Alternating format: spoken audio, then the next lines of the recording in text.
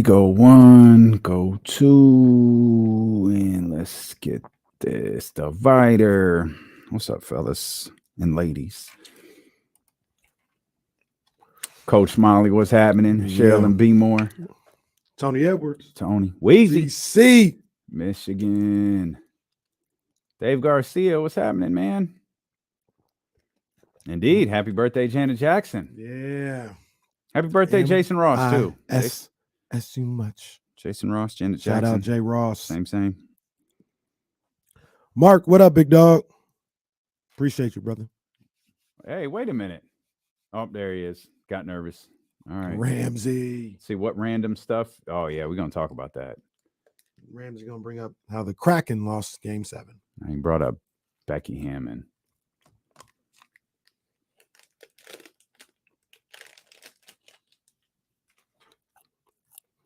El Grove in the house. What up? Oh,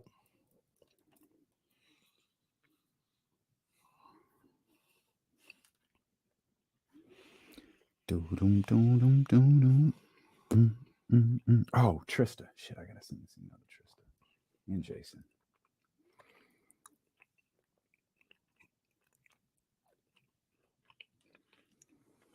I forgot my juice again, man. Massive failure. I didn't get a chance to eat. These corners days get me stressed. These 2 straight days to the vending machine. That's not actually 3 if you count Friday. It's not okay, Ron. I almost sent this damn email to Jesse.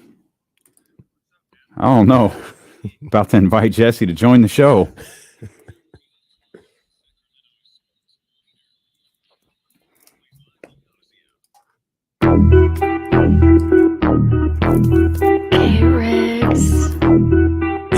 Yeah. We got them screaming D-Lo, KC, D-Lo, KC, D-Lo, KC, D-Lo. We got them screaming D-Lo, KC, D-Lo, KC, D-Lo, D-Lo. We your number one spot. We your number one spot for some sports, huh? Got the city going crazy when we work, huh? We top 2, but we ain't 2, we in first, huh? And when you need the real, we is who you search, huh? D-Lo, KC, D-Lo, KC, D-Lo, KC, D-Lo. We your number one spot. Hey. Loved ones, what's good, man? Welcome in here to the Tuesday Lottery Day, May 16th edition of Dealing with KC. I'm Damian Barley. Acknowledge me. He's Kenny Caraway. Yes, sir. Acknowledge me.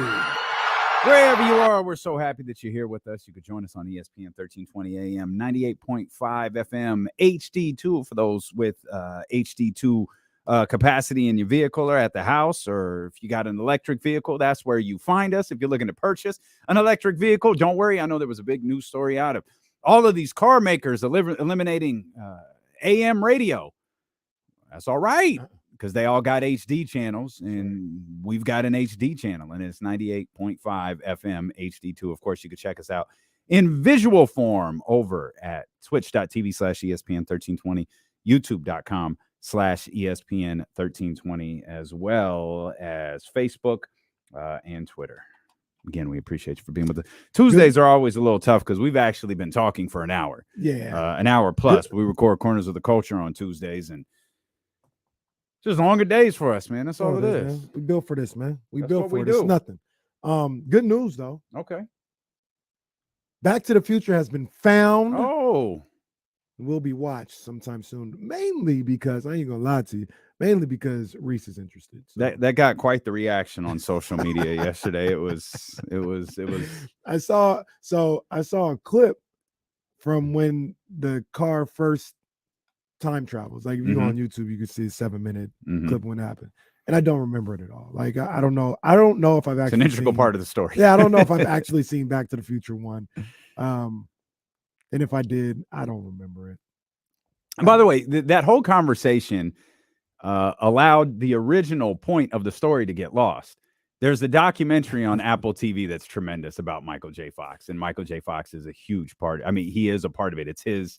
Yeah. It's his documentary. He's telling the story his way.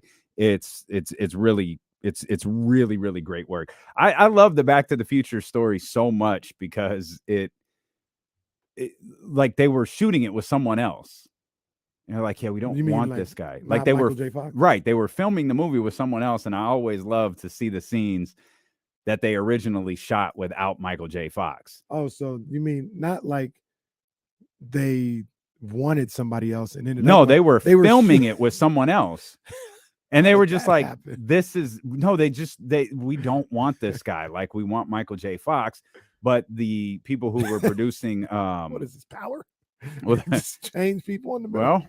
well, the movie was never released, so it didn't matter. Like, no one knew that they changed actors except people in Hollywood. But I always love going back and seeing the scenes that, and I forgot the brother's name, I forgot the actor's name, but I always love to go back and see those scenes where it's Marty McFly, but it's not Michael J. Fox. Like, it's just a fun piece of, because it was an expensive reshoot. Like, you've got to reshoot a large portion of the movie. Yeah. And they're like, nah, it's fine. It's totally worth it. And obviously that's the movie that, along with Family Ties, of course, that allowed Michael J. Fox to become a big star. I love the reaction on social media. Those things are always fun. And yet still, I feel it pales in comparison to the iPhone conversation that popped up in the 3 o'clock hour. Well, So, you know, like I said, I'm just not sure I want to go away from the camera. I thought about it. Like, maybe I'll just go into the store, but I don't know. it was just wild to me. Old school. That's not old school. It's dumb. It was really wild to me when you said, I don't want to go to the middleman, referring to Apple. You're going to purchase an Apple iPhone, but you think they're the middleman. No, the middleman. Don't listen to me. The middleman for my phone bill, not the phone.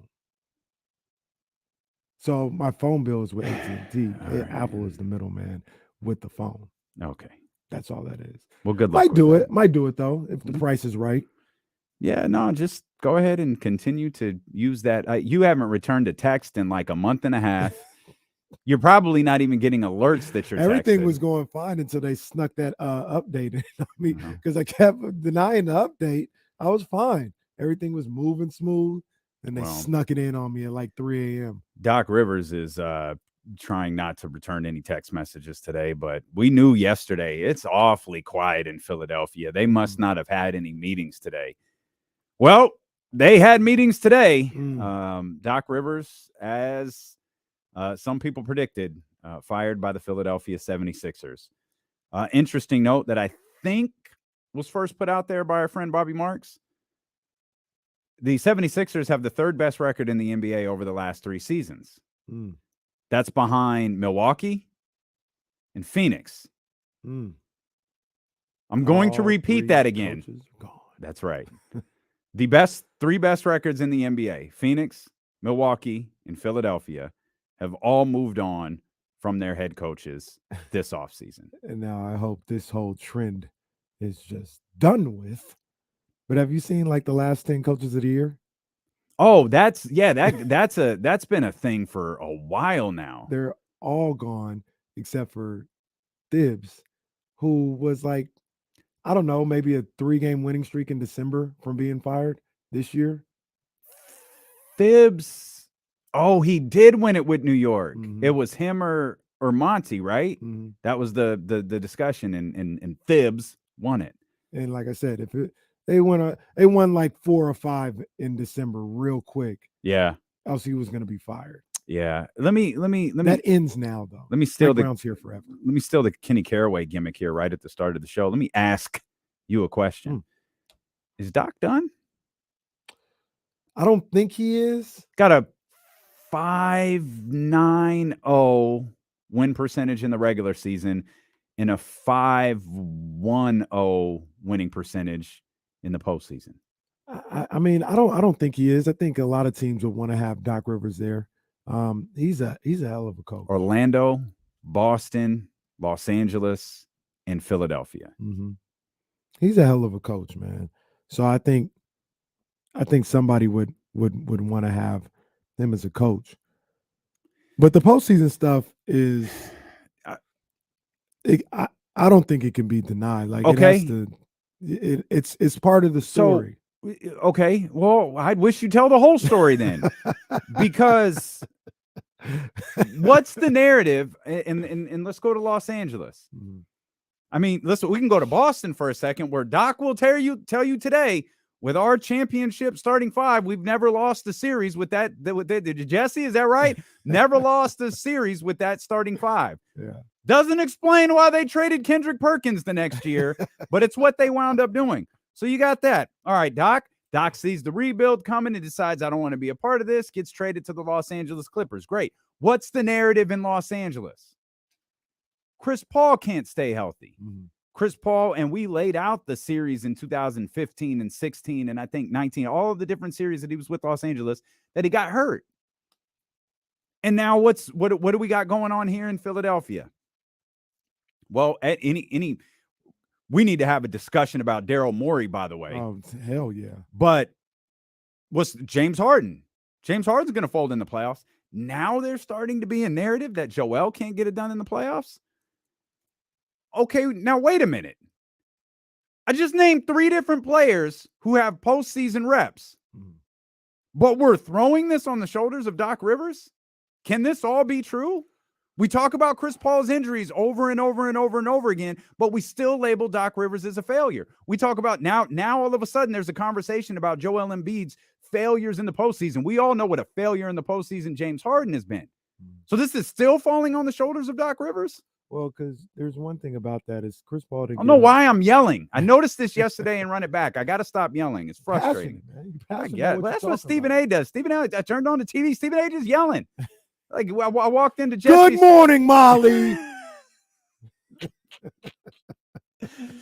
I walked into Jesse's studio yesterday. What the hell am I yelling for? Like, why am I so loud? But I just don't understand how all of these narratives can be true at the same time. So there are seasons when Chris Paul didn't get hurt and they just tricked off a playoff series. Like, and he was there for that.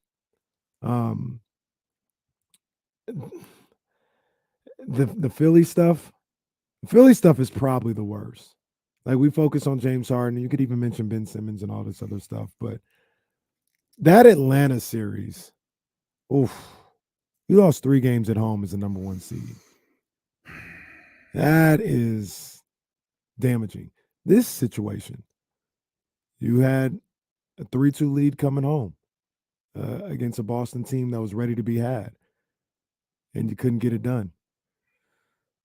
I just think I like Doc, so I don't like saying too much about him in a negative light, because I like him. I think he's a good coach, but there's something about his teams not being. They get worked in the biggest moments, and they don't seem to be able to handle adversity.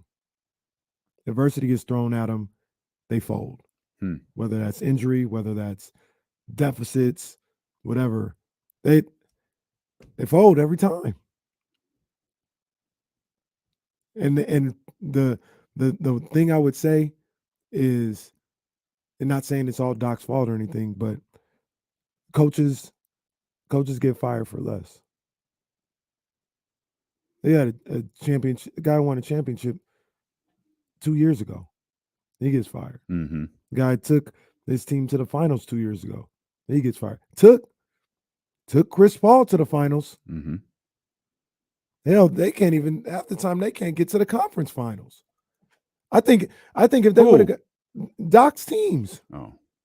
If the Clippers never got to the conference finals. That's kind of crazy. Okay, so Philly can't get to the conference finals. So let me ask this. I see Chaz Murphy's remark here about Doc's teams have perpetually underachieved.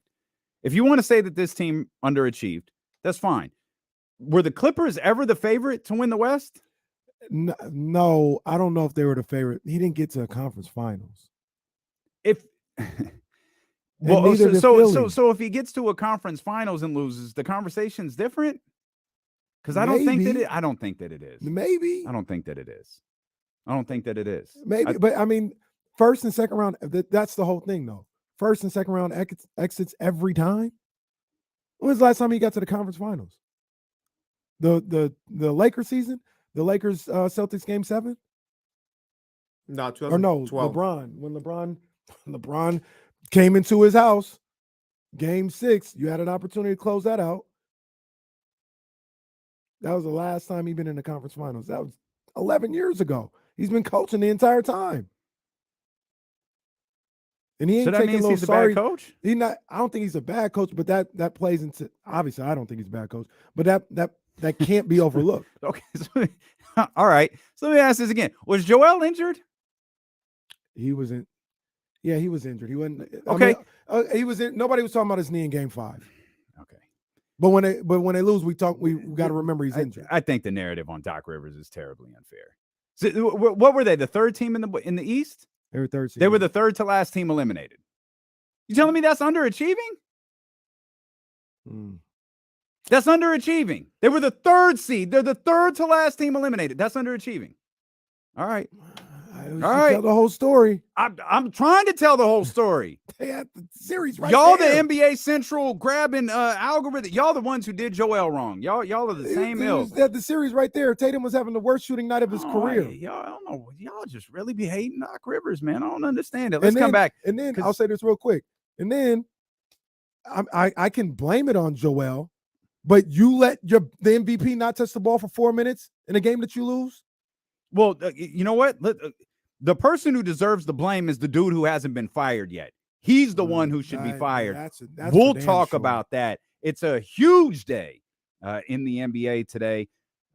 The NBA draft lottery is coming up, and this is a seismic moment in the league for a variety of different reasons. We'll talk about that all throughout the day. We're just getting started. We're with you for the next 4 hours. It's D'Lo and KC, brought to you by Sky River Casino here on Sacramento Sports Leader, ESPN 1320.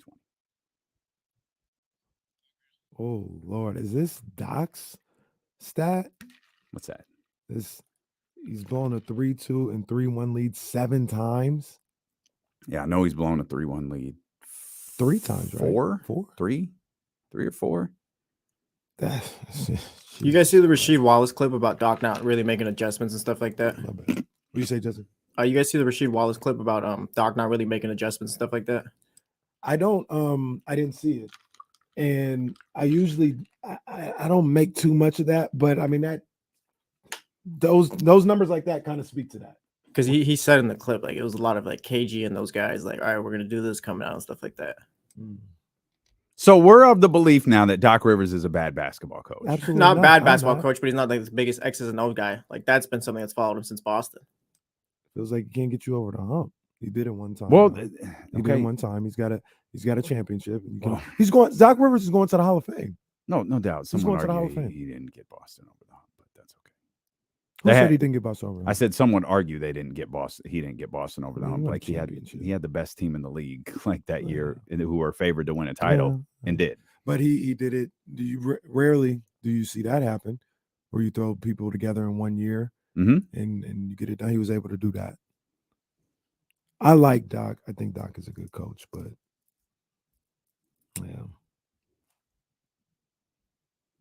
And for the record, yesterday I said, I think Damian agreed, probably shouldn't fire him. You should ride this out. So I'm not surprised that he got fired, but if I was in charge, I probably wouldn't have fired him. Just real quick, bro, what the fuck are you talking about? Like this, are you at the wrong station? Like, we're glad you're here, bro, but like, why are you trolling Warriors fans? You're at the wrong place, Brody. I don't even know what he's talking about. Bro, you're at the wrong place. Fam, what the fuck are you talking about? Bro, you're at the wrong station. Do you not notice this big Sacramento sign right down here? What are you doing? Bro, what's wrong with you? He's lost. Talking crazy. Subscribe, hit the thumbs up, and promptly shut the fuck up. God damn. Dude sent off like 50 tweets in 17 minutes. Dude just showed up at the wrong party. Fool's gold, man. Come on, man. Get yourself together. Again, hit the thumbs up. I'm giving you that Victor, bro. Don't get the Victor. Hey, he's talking. Don't get the Victor. About, man? Don't get the Victor. You don't want the Victor. You don't want the Victor. You don't want the Victor. It's a cold world. It's a cold world for Victor. We found him. Victor doesn't even know he's free. Victor doesn't even know he's free. Victor done gave up on us.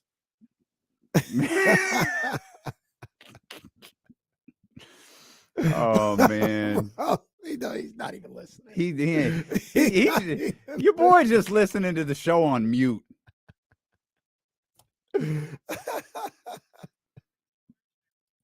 This fucking clown, man. What are you doing? I can't deal with this, bro. I'm gonna give you a minute because now at this point it's kind of funny. But you. Look at De'Aaron Fox up in the corner. Just De'Aaron. Ain't no Steph, Clay, nothing. Just De'Aaron in the corner. It's the Tower Bridge right there in front of us. Golden One Center. Sky River Casino. Just Ramsey, you got the green light, bro. I just tell you that, Ramsey. You're done now. You got bro. the green. They didn't give Ramsey the green light. You got the green light, Ramsey. Man, Ramsey is Ramsey's Tariq. Braden couldn't get it. So Tariq got this. Ramsey's Kane. Ramsey's salivating right now. Ramsey's sitting there like, go on, text again, bro. Text again, bro. Oh man. Oh, he's. And we'll talk about it. We will talk about it.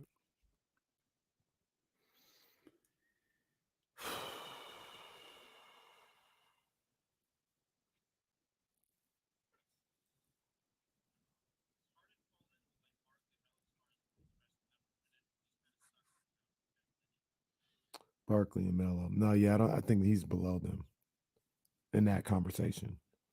Who did you say? Embiid? Oh.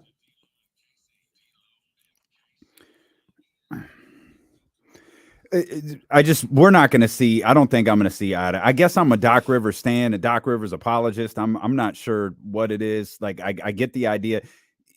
I don't believe Monty Williams, Mike Budenholzer, Nick Nurse, any of the championship pedigree coaches out there are going to come in and lead the Philadelphia 76ers to an NBA championship. No, and I refuse to believe that Monty Williams comes in next year, this team goes to the conference finals, and all of a sudden Philadelphia is celebrating. It's about winning championships and nothing else. We could talk about not advancing to the second round if you want to, or excuse me, advancing to the conference finals or past the second round if you want to. But this is all about winning championships to me. And Doc didn't win a championship with Los Angeles. I don't think he was ever favored to. He didn't win a championship with Philadelphia. I don't think he was ever favored to. And he was the number one seed. He was the number one seed and lost in the second round by losing 3 home games. 2 in Atlanta. No, that's a failure. I'm not saying that Doc is not without his failures. You could. I'm trying to think of what was going on in the league that year. I mean, he's probably the favorite that year, or one of. Milwaukee won that year, I believe. So yeah, it was Milwaukee, Phoenix. Can you look up who the favorite to win the championship was that year? It was Milwaukee, Phoenix. Was Brooklyn? No, KD hadn't started yet. Was that 2021? The Lakers might. I was going to say it was probably the Lakers. The Lakers were probably the favorite to start the season, but they ended up being a 7th seed. So going into the playoffs, it was probably Philly was probably the favorite. But I am with you in that I like Doc a lot. I think he's a really good coach. I do. I don't think everything that goes wrong is his fault. Dumped on a lot, man. But that resume, what we see in there, he's lost the 3-2 series where he's up 3-2 or 3-1 7 times. To me, saying you blew a 3-2 lead isn't fair. It's fair to say you blew a 3-1 lead. Because that means you lost 3 games. I thought it happened 4. Maybe it only happened 3. But that means you lost 3 in a row.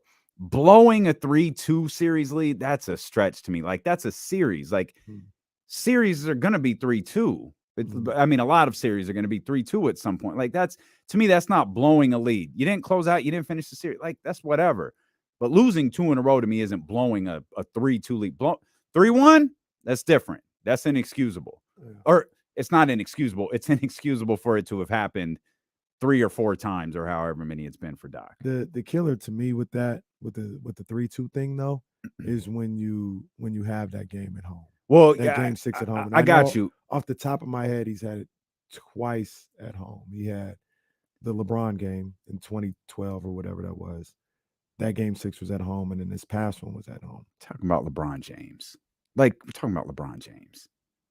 The Hawks is inexcusable. That's absolutely inexcusable. Jesse, go ahead. So for the 2021 season, heading into the season, they had the 6th best odds. Heading into the playoffs, they had the 4th best odds. Who was ahead of them? Heading into the playoffs was the Nets, Lakers, and Clippers. And then let me pull up the Nets, Lakers, and Clippers all had better odds than the Philadelphia 76ers the year that they were the number 1 seed in the East.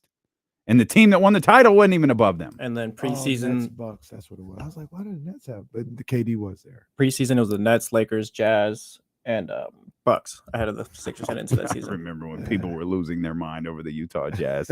That was a funny time to be alive. That was a tremendous time to be alive. All of this is masking the fact Daryl Morey is one of the worst general managers in recent memory, and he should be fired. And here's one he of is the things. Horrible at his job. Here's one of the things that I was going to say that I want to hear what you got to say. I mean, it's clear to me that Daryl has made enough friends in the media that they won't go in on him because he's been terrible. So he gets the distinction of he gets this label of, well, at least he went for it. Right? His failures in Houston in trying to pair James Harden with the quote the right point guard was met with, well, at least he's trying. Like, he never quit. He kept swinging for the fences.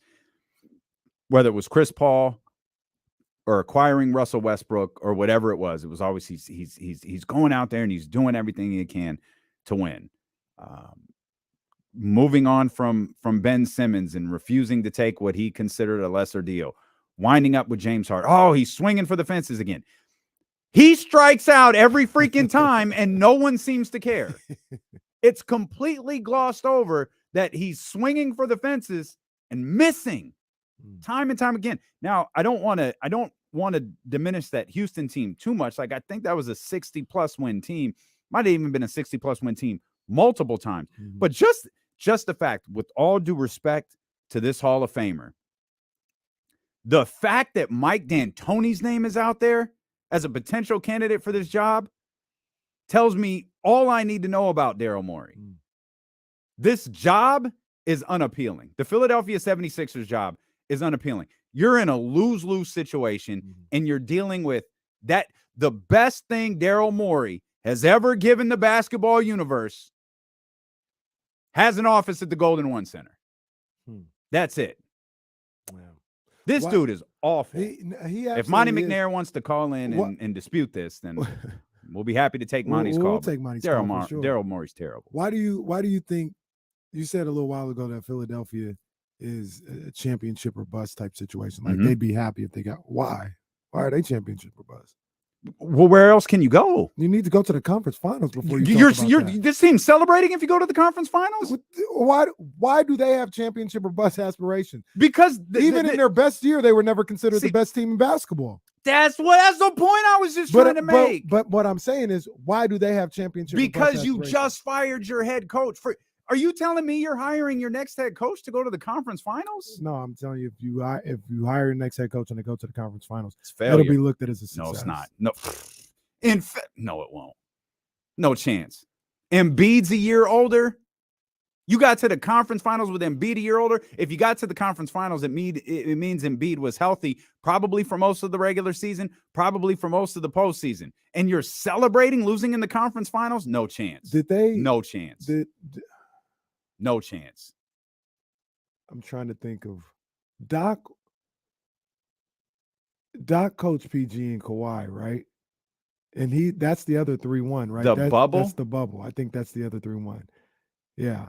So Ty Lue the next year takes them to the conference finals. And Well, wait a minute. And wait a minute. When we talking about Ty Lue, like how great of a coach he was and how great of a job he did? Absolutely. But wait a minute. We have to make a decision universally. Me, you, Jesse, everybody watching and listening. Mm-hmm. We need to come to a consensus as to what our narrative on the bubble is, because we're jumping back and forth between the bubble was real, the bubble wasn't, yet we'll acknowledge Jamal Murray as a star, but we'll acknowledge Doc Rivers as a failure, but we'll lessen the Los Angeles Lakers championship in that. Oh, the Heat's finals appearance doesn't really matter. We need to decide whether the bubble matters or not. Well, first of all, I think the bubble was different. I'll put it to you like that. I don't hold that against Doc. It's like, oh, you're a failure as a coach. I'm just looking at like they never got past the second round. I'm just using that was his last year. That's the only reason why I brought that up. They never got past the second round. The next year, the new coach gets them to the conference finals, and it's deemed as a success from what Ty Lue did. What's the difference between if the same thing happened in Philadelphia?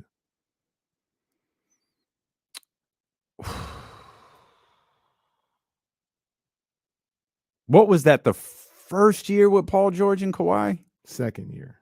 Because the bubble. That's what I mean. was I'm the sorry. first- That's what I meant. Was the bubble the first Yeah, year the bubble was with first Paul year. George and Kawhi? And they were Did killing. Kawhi And look, play to be the fair, second year? He got hurt in the playoffs. He got hurt in the second round. That's right, because Paul George got them through that series. And the thing well, here's the other thing about that though. Before the pandemic, Clippers were killing. I believe they were number 1 seed. Man, I cannot remember.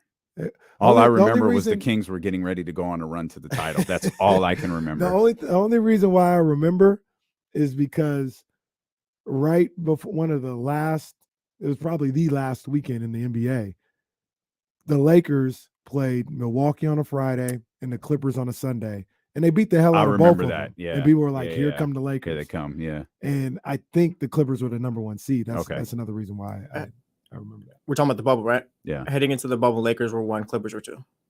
Lakers, they got the 1 seed. Oh, so they must have got the 1 seed from the Clippers with that win. Yeah. Wow. So I say that to say, I mean, who knows what would have happened with the team that was the 1 or 2 seed that was playing great. I think the Clippers were going to go to the finals that year. But when it comes to the bubbles, I don't want to. The only championship I completely denigrate is the Dodgers. Okay, that one don't mean nothing. That don't mean absolutely nothing. The NBA one, partially. It was different. It was won different, the man. crowdless Super Bowls? Or it wasn't a crowdless Super Bowl. Tom Brady. Oh, that's right. There was a crowd at the Super Bowl. Yeah, They said it was a scaled back crowd of 80,000 people. Well, I think the first crowds were Kansas City championship game. No. Well, that he went up against. Oh, I can't remember if they had crowds in New Orleans because he went Washington, New Orleans, Green Bay. And I remember Green Bay because you remember because I came in talking about those stupid seat cushions that they kept banging on the bleachers. That stupid ass Lambeau. Actually, Lambeau looks very nice, but that was dumb that year. That's where I remember crowds for the first time in the playoffs. But you're right, Kansas City had them week 1. This is right. This is funny from Julian. Morey trading for Chris Paul and hiring Mike D'Antoni would be amazing. Let's get back to Morey, man. Morey not good, bro. He's not. He's not good. And I'm one of the people who if Doc is a failure as a coach, Daryl Morey is a failure as a general manager. Yeah, the fact that he has no heat on him right now, like he's got to go. He's got to go. He completely. Now this sounds crazy. He didn't hire Doc, did he? Because Daryl Morey's Doc got eliminated and Doc got fired in the bubble. But he didn't take he was like unemployed for like a week. He got the Andy Reid treatment. I don't feel like Daryl Morey was the general manager of that team. So Daryl, I don't even think hired Doc Rivers. Doesn't mean Daryl Morey's not a massive failure, but he didn't hire Doc Rivers. It's a good call. It's confirmed by our super producer. It's a good call. Yeah, I mean, Daryl Morey. Some people give him credit for James Harden or whatever. I think he just completely fumbled Ben Simmons. He completely fumbled it. They didn't get nothing out of it. They got nothing out of it. Nope. And now Harden's leaving. Mm-hmm. Oh, that reminds me. So before this story came out today, there was Ramona Shelburne's report that James Harden doesn't want to play for Doc Rivers anymore. Mm-hmm. And when I saw the report, that was last night. Mm-hmm. So when I saw that, made a little note of it, like put it in the show, like, all right, we'll talk about this. Obviously, it's useless information now, but thought, oh, okay, like that's cool. I mean, unless Doc's coaching the Houston Rockets, which I don't think is happening. I believe that's Ime Udoka's job. He ain't coaching James Harden. Mm. If this was a move to placate James Harden and make him stay, oh my God. I'd trade Daryl Morey to the Commanders. Hey. You go to the Commanders and you oversee that crappy stadium. That's what I think you're fit to do. Because I think it's the same owner now, right? That was supposed to be the joke, the 76ers owner, the Commanders owner, but I kind of bobbled it. Send him to the Commander football team and get Morey out of the league. I would not be surprised. This guy loves James Harden. He believes in James Harden when literally nobody else does. And nobody has ever been given a reason to believe in James Harden. Tobias Harris over me? What about that line? That was unfair. It was very unfair to Tobias Harris. But another bobble from the Philadelphia 76ers. And that's not Daryl Morey, that's the 76ers. That's Elton Brand, isn't it? Elton Brand. Man, they have just had a series, of massive mishaps. You put Elton Brand in charge of that team, with all due respect to Elton Brand, he had run a G League team for a minute and a half. And the biggest mistake we always talk about is not keeping Jimmy Butler around. Nobody knows why they let him walk. Mm-hmm. That was the start of the end, and it's over now. I always thought like this thing is over. I'm not saying, like, I understand there's bottom lines and money, and you can get playoff money and revenue from that, and as a fan of a team that didn't make the playoffs for 17 years, 16 years, I mean, I'm not going to tell anybody like, hey, don't worry about it, like it's just getting to the second round or it's just getting to the first round. Like, I understand that, but let's be perfectly clear. Philadelphia, Sixers fans, Matthew, this is done. You're not going to the finals. You're not going to the conference finals. This is over. So you make a decision what you want to do. If you want to go another 2-3 years of getting into the playoff, I understand. I'm not going to judge. I understand whoever the owner is. It's not Pat Croce anymore. I don't know who it is, but it's Josh Harris, isn't it? I don't know. The owner of the Philadelphia. Yeah, Josh. He's the guy who just bought the Commanders. Okay, got you. That's why I wanted to trade Daryl Morey to the Commanders. I see now it all comes full circle. I was like, Commanders. Well, he just hates the Commanders. Maybe that's I do. I don't even know Josh Harris, but I seem to dislike everything he's involved in. But Josh Harris, if you want to go ahead and make sure you get that extra revenue for another couple years, I'm not judging you. But don't think that this is something other than what it is. You're a first, second round team max, and then Embiid's going to want out. So I say all that saying, you got a decision to make. You cool with that? Or do you say, man, let's just blow all this up right now? You might be able to trade Embiid to Portland and get the 3 pick. Or I'm assuming they get the 3 pick. You think so? Maybe. Yeah, I'm not saying for sure. Maybe you could. I don't think you can trade him much higher than that, though, because I saw someone in here trade Embiid for the first pick. No, it ain't doing happening. That ain't happening. So anyone who says not Philly saying no. Anyone who says trade the first pick has not been paying attention the last year and a half. Let's get Sam in here real quick. 916-909-1320. Phone lines are open for you, by the way. Trysta Krick set to join us at 2 o'clock. Trysta thinks about I can't wait to talk to her, especially since we went a week without talking to her. I can't wait to hear what she has to say about all this. Plus the professor coming up at 3:20 as well. Sam, what's going on, buddy? Hey, hi. How are you guys having a good day? Yeah, man, we having a really good day. Hey, I think the bubble has to be disregarded to a certain extent because you didn't have 18,000 maniac fans causing a certain amount of turmoil in the players and the way they acted, the way they reacted to the fans, the adrenaline and different things, which wins and loses ball games when they're in tight situations. So I think the bubble is there, but I'm not going to give it a lot of credence. Okay. I hear you. And I understand that. I don't ever want to say like it doesn't matter because there's give and take to it, right? So I agree with that aspect of you didn't have to deal with the positive energy you get from a home fan base and the vitriol that you got to take care of on the road. You didn't have to fly. You didn't have to do all this other stuff. And I think that goes into play. The other aspect of it is it was just all about basketball. Like you were getting the highest level of focus from everybody involved. I think that's why you saw a lot of the offensive explosion. Now you could take that the other way too. Yeah. And you could talk about like the Clippers. Yeah. The Clippers right. were like, we don't want to be here. Like we hate it here. We kind of rather just lose so we can leave. So there's all these other components, which is why I don't want to say one way or another. You disregard it or you like families only got to be there. I think when you got to the conference finals, if I remember correctly, like you were like, it was true isolation. That's tough. They were there for a long time. That was 2 months. Yeah. That's they tough, were there for a long time. So that's tough. Like I said, I don't want to, that's why I just say it was different. It was just, it was different because I don't want to put too much on it and say it was the same thing because it wasn't, but I also don't want to take away from it like it didn't mean anything. Because I'm not going to say it was the hardest championship in NBA history, as the king might proclaim, but it was certainly, I think it's fair to call it the most unique championship in NBA history. For LeBron, for Jimmy Butler, for Anthony Davis, for Donovan Mitchell and Jamal Murray, two stars of the bubble. I'm sure for them it was extremely difficult. Like we can look at it, flying and in crowds and all of that different stuff, man. We don't know what it was like inside that little world. We don't know like what they were doing on a day-to-day basis. This was at the height of COVID. Like it's different. It's weird. And I'm sure to them it was extremely difficult.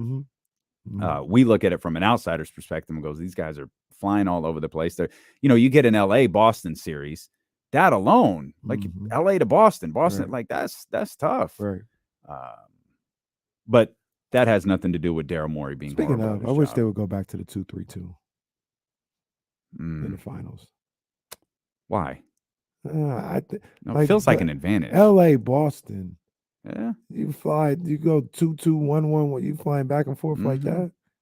I like the 2-3-2. It did. I understand where that's going to be the case with most West versus East teams. By the way, we didn't mean to center in on Lakers versus Boston. But I do understand where they're like, if the road team can get one, they get like super home court advantage. It feels like with the 3 straight games, and that's unfair. A long time on the road too. Yeah, for they're like a week. The 1 seed. Yeah, they're like a week. Those 3 games are like a week. So I get why, but I like the 2-3-2. Keegan Murray wants to go in a different direction. He wants 1-1-1-1-1-1-1. Well, that's certainly one way to do it. That is certainly one way to do it. I'm anxious. Okay, so I don't. This all started with me asking you a question, and I don't remember your answer. What was the question? Do you think Doc Rivers gets another job? I'm gonna say yes. Do you think Doc? He's a Hall of Fame coach. He's one of the top coaches in the league today. So, with all due respect to these does he get a job with like right now with Phoenix or Milwaukee, or with like? Yeah, it's one of those type of teams. He ain't going to Washington. He ain't going to Detroit, Charlotte. Right. No, he's in there trying to get over the hump and try and get one more. I mean, I don't know how they do things. Who knows how long Steve Kerr's going to be there? Maybe he takes a year or so, and he takes over the Warriors. But that's the type of team. I think when Steve leaves the Warriors, he might be done. Oh yeah, I don't think Steve's taking another. No, job. Absolutely not. I think. Oh, you meant Doc taking a year. I'm sorry, I misunderstood. Yeah, I'm sorry, I misunderstood. No, Steve, this is his one and done. Job. Yeah, I think so too. We'll come back. We mentioned there's obviously a lot. We'll talk a lot more about this situation with the Philadelphia 76ers. All of these coaching vacancies with top teams in the NBA when Trysta Krick joins us a little bit over an hour from now. Do want to talk Kings a little bit. Bobby Marks, he wrote about each team that has been eliminated. I know a lot of people have been following that. I finally dove into some things that he wrote about Sacramento. Want to dive into that. And it's a huge day in the National Basketball Association with the NBA draft lottery coming up this evening. We'll talk about all of that. Phone lines are open, 916-909-1320. We're live in visual form on Twitch and YouTube. It's D'Lo and KC, brought to you by Sky River Casino. Get in on the action. Sky River Casino is the place to play with over 2,000 of the newest slot machines and over 80 table games. Sky's the limit if you're 21 and over at Sky River Casino. More here on Sacramento Sports Leader, ESPN 1320.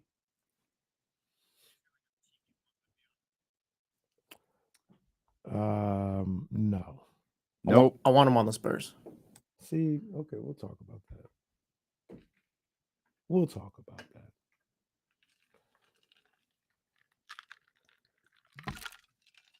Man, Zach Lowe gets a pass into that media lottery room every year. Every year. Mark Stein in there. Fred Katz. I like Fred Katz. Jake Fisher's in there. Oh, our man James Edwards III is in there. Your boy. Chris, your boy, Chris Mannix is in there. Not my boy. Chris Mannix is funny. It's your guy.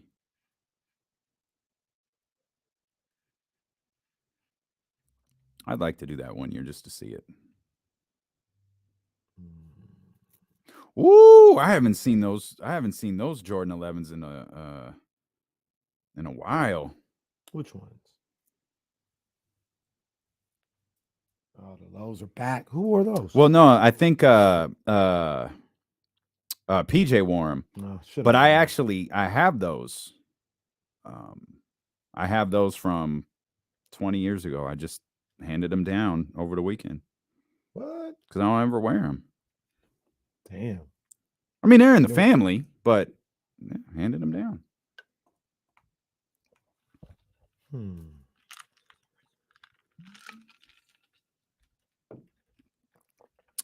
A 2-team race? Yeah, it's like is Boston and the Celtics? Yeah, the East. Is it just gonna be Boston and the Celtics? I mean, playoffs, whatever happens, but like you mean the Celtics and the Bucks? Yeah, Celtics and Bucks. What'd I say?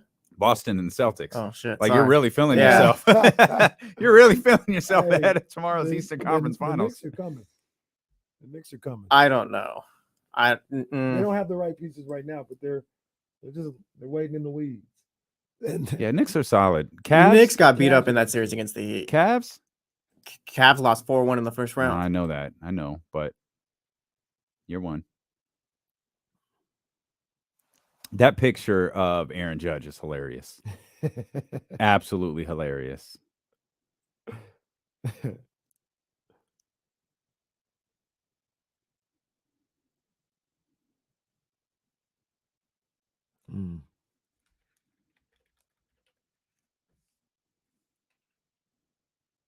What's Guru Rant? What's an 11 Cowboys jersey?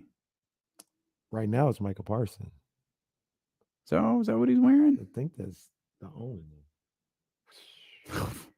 one. Wasn't he 12? Oh, no, he was 11. Guru does strike me as a guy who has a lot of jerseys, though. Yeah. I did too. I gave him up. Well, when that Celtics jersey gets here. I can't wait. Yeah, you want a Celtics jersey? I can let you wear one for like the finals or something. No, man, because you're going to have me in something crazy like... I got Bird, I got Rondo, and I got Robert Williams. See, Rondo, I don't like none of them people.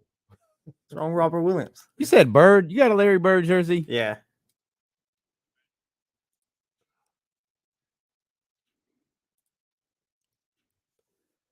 Oh, we're like back. Well, I was waiting for the drop to hit. And Damian, we got sports to talk about for sure, but I mean, I have to ask you this question. I gotta, in honor of the Queen, Janet Jackson's birthday. I just responded to a tweet, said happy birthday to music icon Janet Jackson. What are your 5 favorite songs from Janet? Quick question. What's Janet the queen of? I don't know. Oh, okay. All right. I was just asking. I don't know. She's the queen. Okay. Well, I mean, because Mike's the king of pop. Right. Tina's the queen of rock and roll. Some would you say Janet's the queen of pop? That's what I was going to ask. I don't know. What's that make Beyonce? Beyonce, see, just the queen, like you. She's just the queen bee, queen of everything. Queen well, what would that make Jazz? The queen bee. Good answer.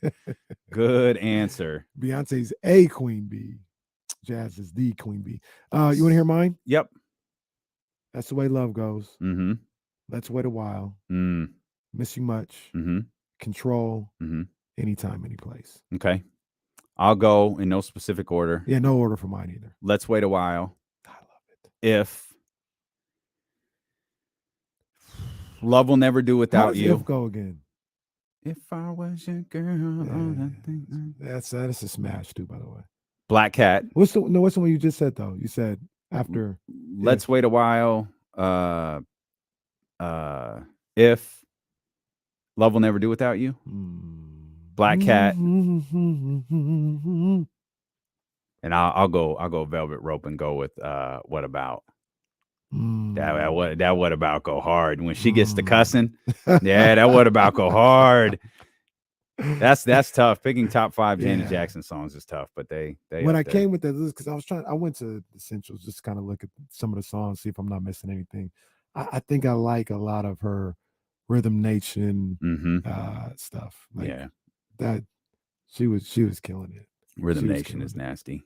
Feel free to share your top 5 Janet Jackson. I like songs. some of See, that's another one too. Like B-side songs. Gonna leave Gone Till Got Till It's Gone. Man, Q-Tip. Neither one of us have I Get So Lonely on there too. I loved that song when it was out. Yeah, I like it. I loved it. I still do, but it's not top 5. Yeah, I left out a ton of songs. When I Think of You, like like I don't know. A top 5. I can't take none of these out. A top 5 is kind of crazy. Like you need to have a top 5 where there can be 5 ties. So it's really a top 10. 2 5s, 2 4s, 2 3s, 2 1s. This is a staple for D-Lo and KC. I mean, is anybody beating Janet in the verses? I think there are people who beat her, but I'm just asking a question.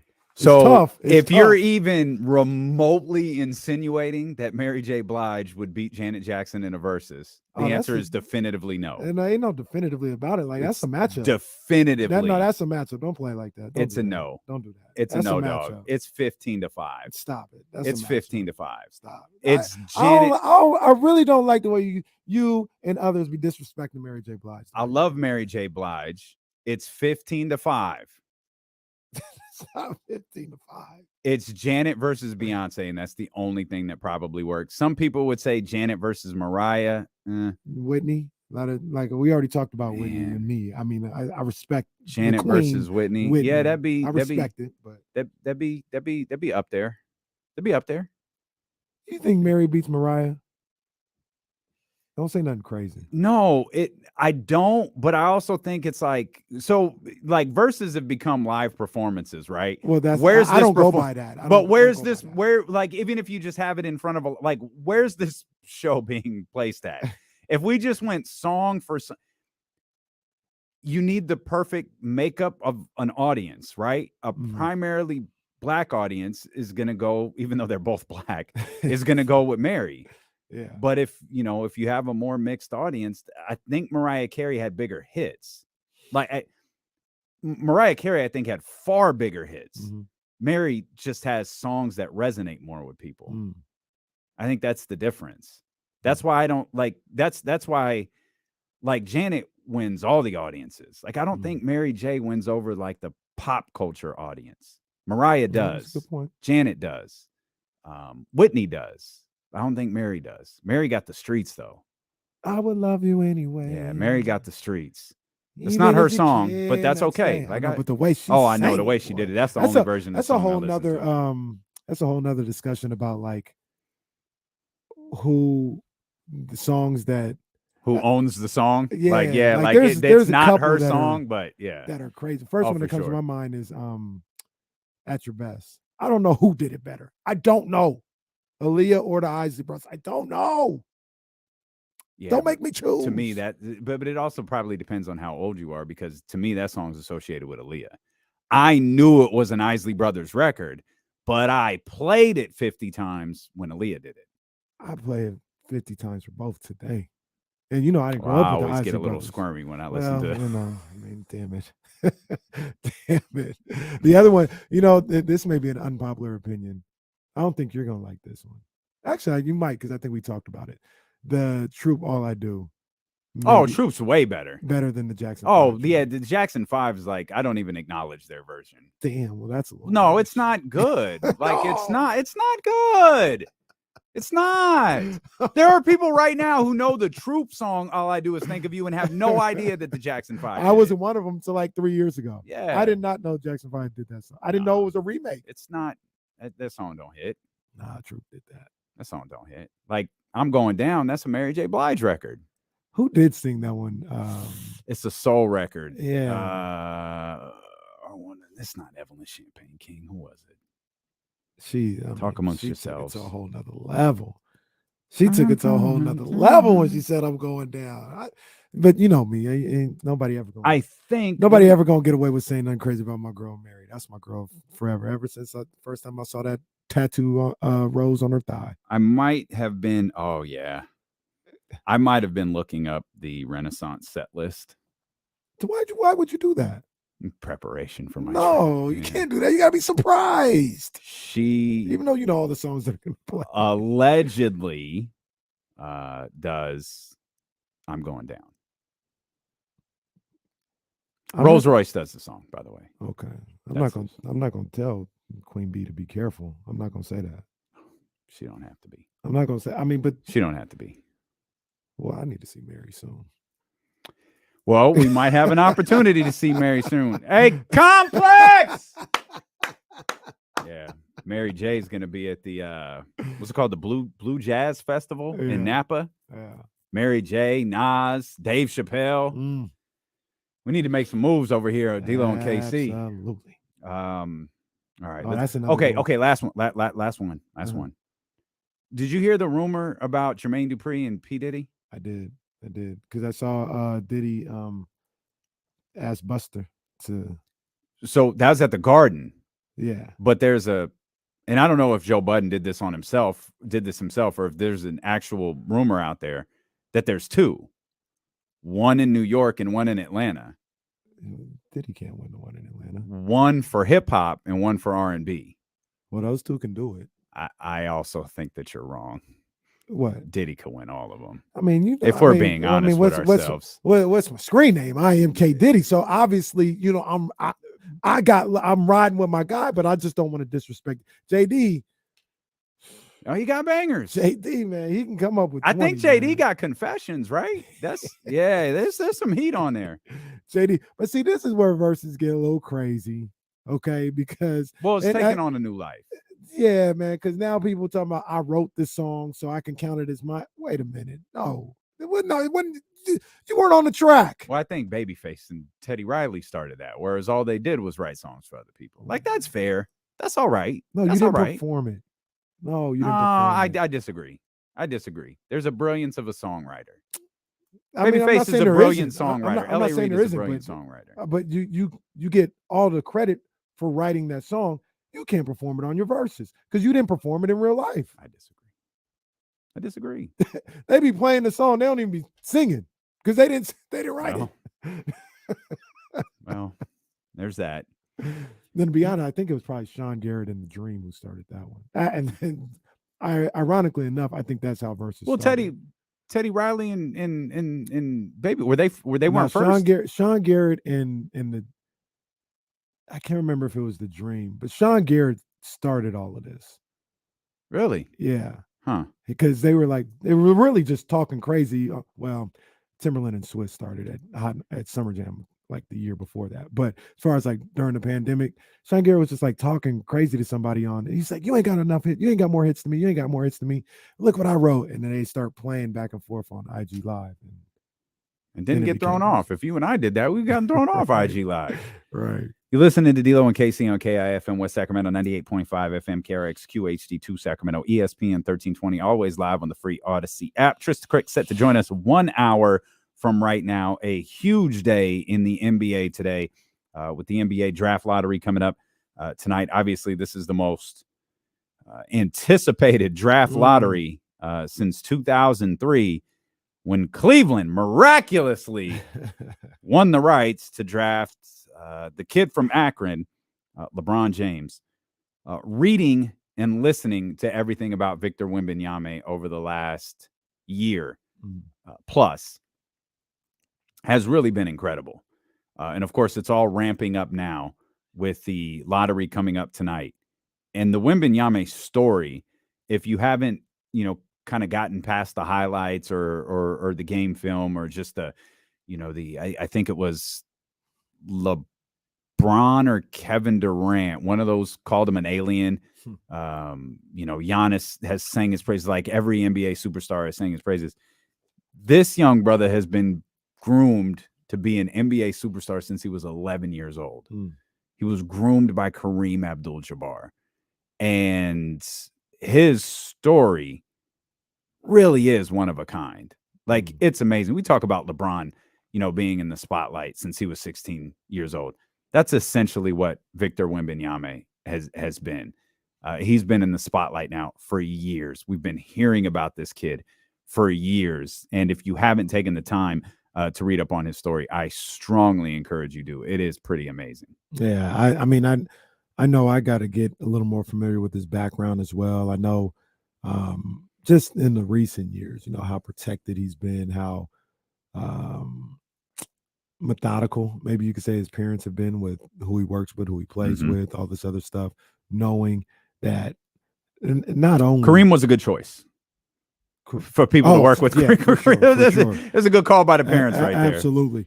But like, just knowing that not only, like, I couldn't imagine this stuff. I'm not obviously speaking from experience, but not only do you have a guy that's an NBA player.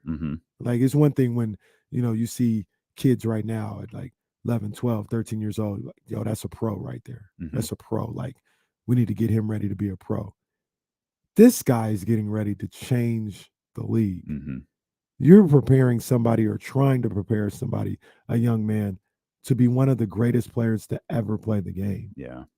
And there's got to be a whole lot that goes into that, as far as stress, worry, making sure they're surrounded, with the right people, making sure a certain person is let into that circle, watching media, all that other stuff. So I can't imagine what that's like, man. And I wish to get the best. I saw him for the first time when I was looking. Remember, I don't know if you remember, I think it was last year when I talked about that unbelievable under 17 championship game. Because I was looking at Chet, I believe, and Jaden Ivan was in there, and Victor Wembanyama was in there, and they were like, yo, this is the guy that's going to be next the following year. Some of the things he was doing to Chet, I was like, damn. And I like Chet. Like, I came out of that like, yo, Chet can go. I was like, this dude he's going up against is like 16. My goodness. This kid is sick. Yeah. So, and he's just gotten better, obviously, as he's gotten older. Charlotte, Chicago, try to throw these, just make mental notes of these. Charlotte, Chicago, Dallas, Detroit, Houston, Indiana, New Orleans, Oklahoma City, Orlando, Portland, San Antonio, Toronto, Utah, and Washington. Those are the lottery teams. Quick glance, I see 3, 4, maybe 5 teams that could instantly become top 4 teams if they land Victor Wembanyama. Which ones are you thinking? Indiana, and I believe top 4 in the NBA conference. Oh, okay. Indiana, New Orleans, man. Oh, goodness. Toronto, Portland. I left 2 out. I was surprised you left one of them out. I left Dallas out. And I left Oklahoma City out. That's what I thought you might say. And I think that might be a mistake. Like, Victor Wembanyama could change. I mean, at this point now, just saying, he could change half the teams, the trajectory of half of these teams in the lottery. Yeah. I already know the Pacers are winning. Like, that's just, there's been too much good fortune for Sacramento. Too many things have gone right. Like the Pacers are going to win, and somehow this is going to come back to the Tyrese Halliburton trade, and somehow Sacramento is going to be idiots. That's just how this works. It's amazing. Do you think that Tyrese, Fox, Sabonis, Kings, Pacers are going to be tied forever? Because it depends. For instance, like I think a lot of people, and if you look back on different videos and stuff like that, they were like, Penny and Chris Webber will be tied together forever, and they are to a certain degree, but they're really not. So you know what I mean? Like, but why do you think that is? Because I think they went off and did their own thing. Yeah, and so ultimately, Orlando, not disintegrated, but like it ended relatively quickly. If both teams remain good or if Indiana is better next year, Sacramento remains good, I think that's the circumstance where the two are tied together. If one of them stinks, and I really truly don't believe it matters which one. Which is what the Warriors were. The Warriors made with Chris. They made the trade. Yeah. They lost Chris, and they weren't no good.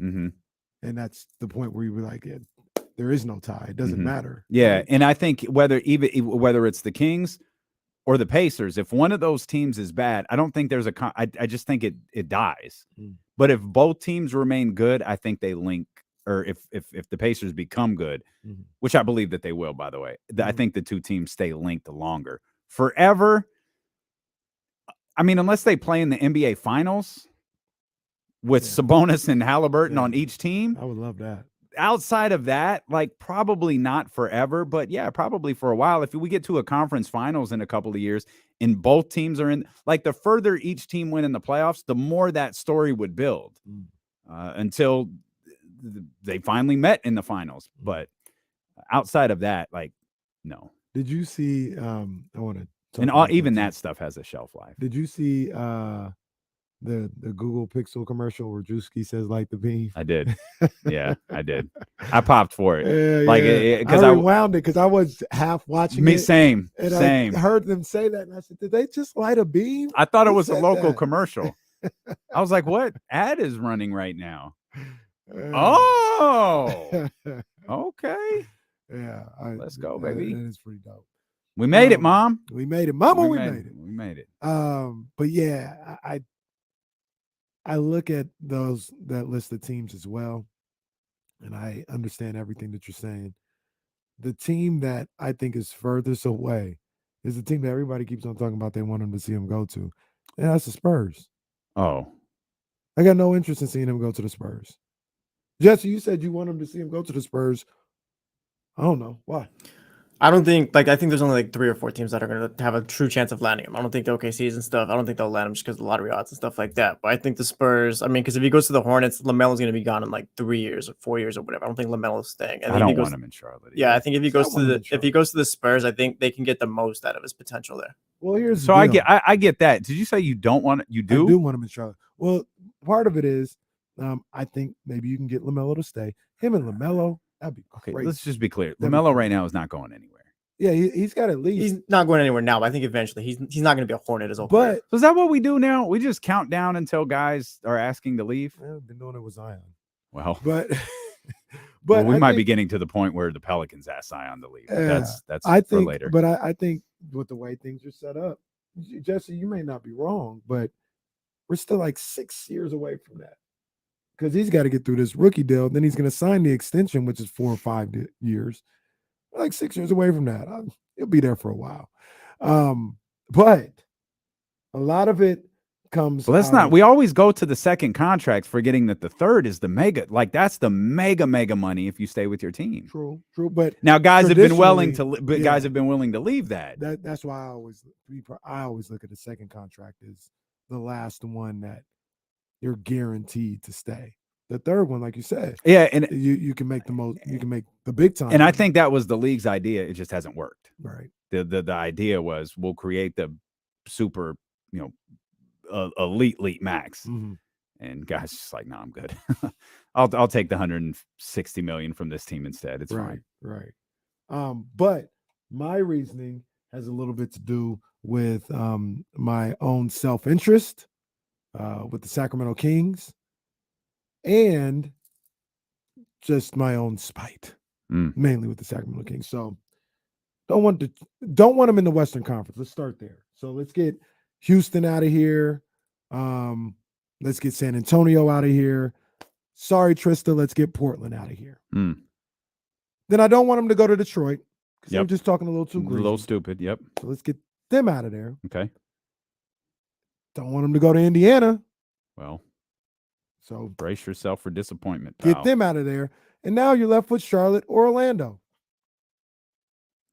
Well, did you mention? Oh, because you don't want them out in the West anywhere. No, and that's just the first half. Like I'm not looking at any of those guys. I left out Orlando. Orlando would be fun. They would go to the playoffs, I think. Yeah, Orlando would be lit. Maybe that's the team I want them to go after the Spurs then. Oh, that Orlando could be legit. Orlando would be lit, but you know what though? I don't. Oh, bring it full circle.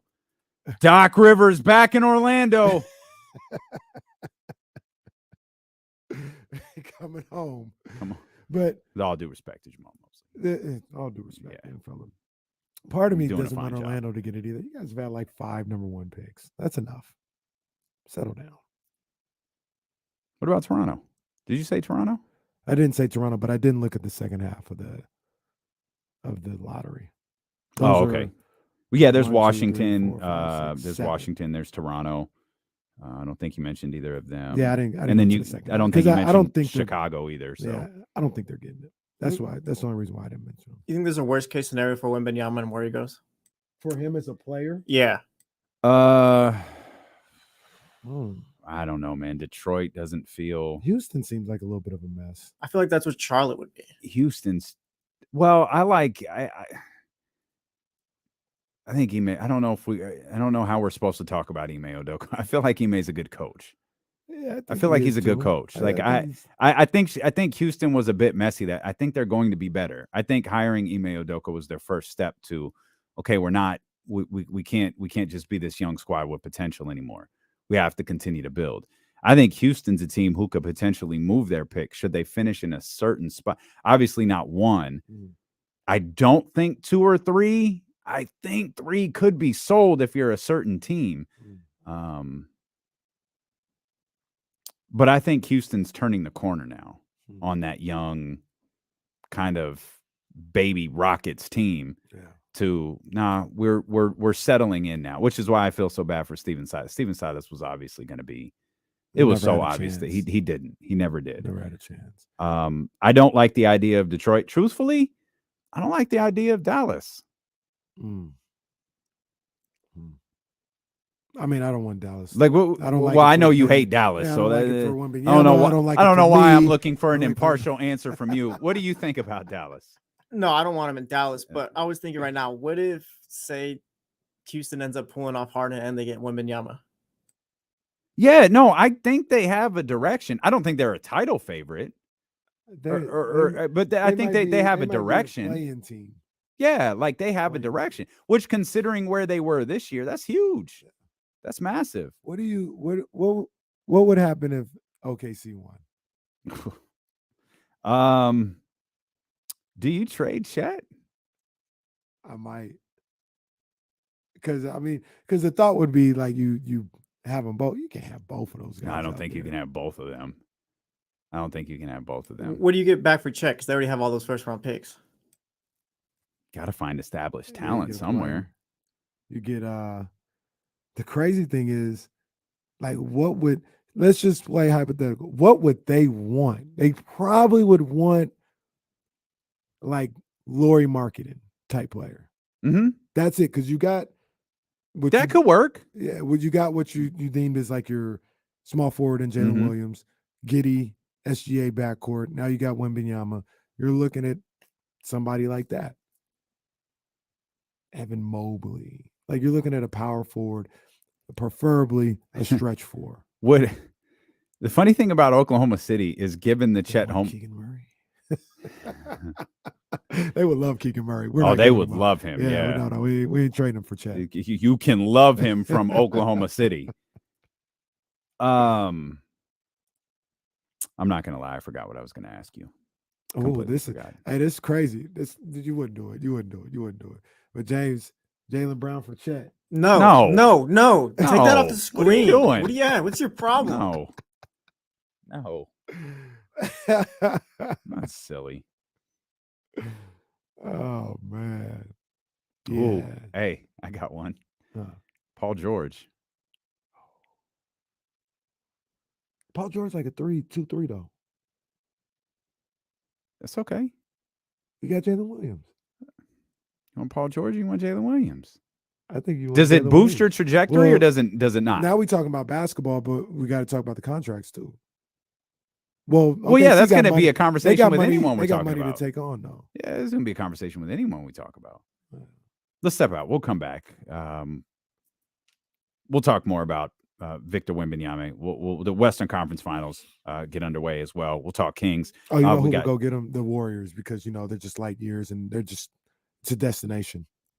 They're playing chess. The rest of us it's are just the destination now. The rest of us, they're never going to be bad ever again. They're playing chess, and we're just playing Connect Four. Never in life will the Warriors ever be bad again because of Joe Lacob. Never. All you got to do is trade Jordan Poole, and we're back. Jordan Poole. That's it.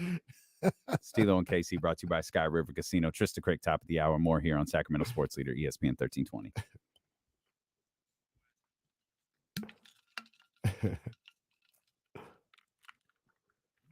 Stephen Brown, PG ain't no 4. He might be strictly a 3. He ain't no 4. He can't guard 4s. He can't guard in the post. You know what? He can't? No. Paul George can't? No, he's a little too slight. Does anyone guard now, though? Does anybody guard? I don't know. It's a good question. You put money on Lomachenko, he's plus 250. I mean, yeah, that seems like a solid bet. I remember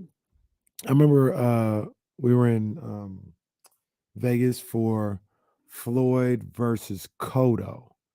And me and the homeboy, we were like, yeah, we're gonna put some money down because Canelo was fighting Shane Mosley.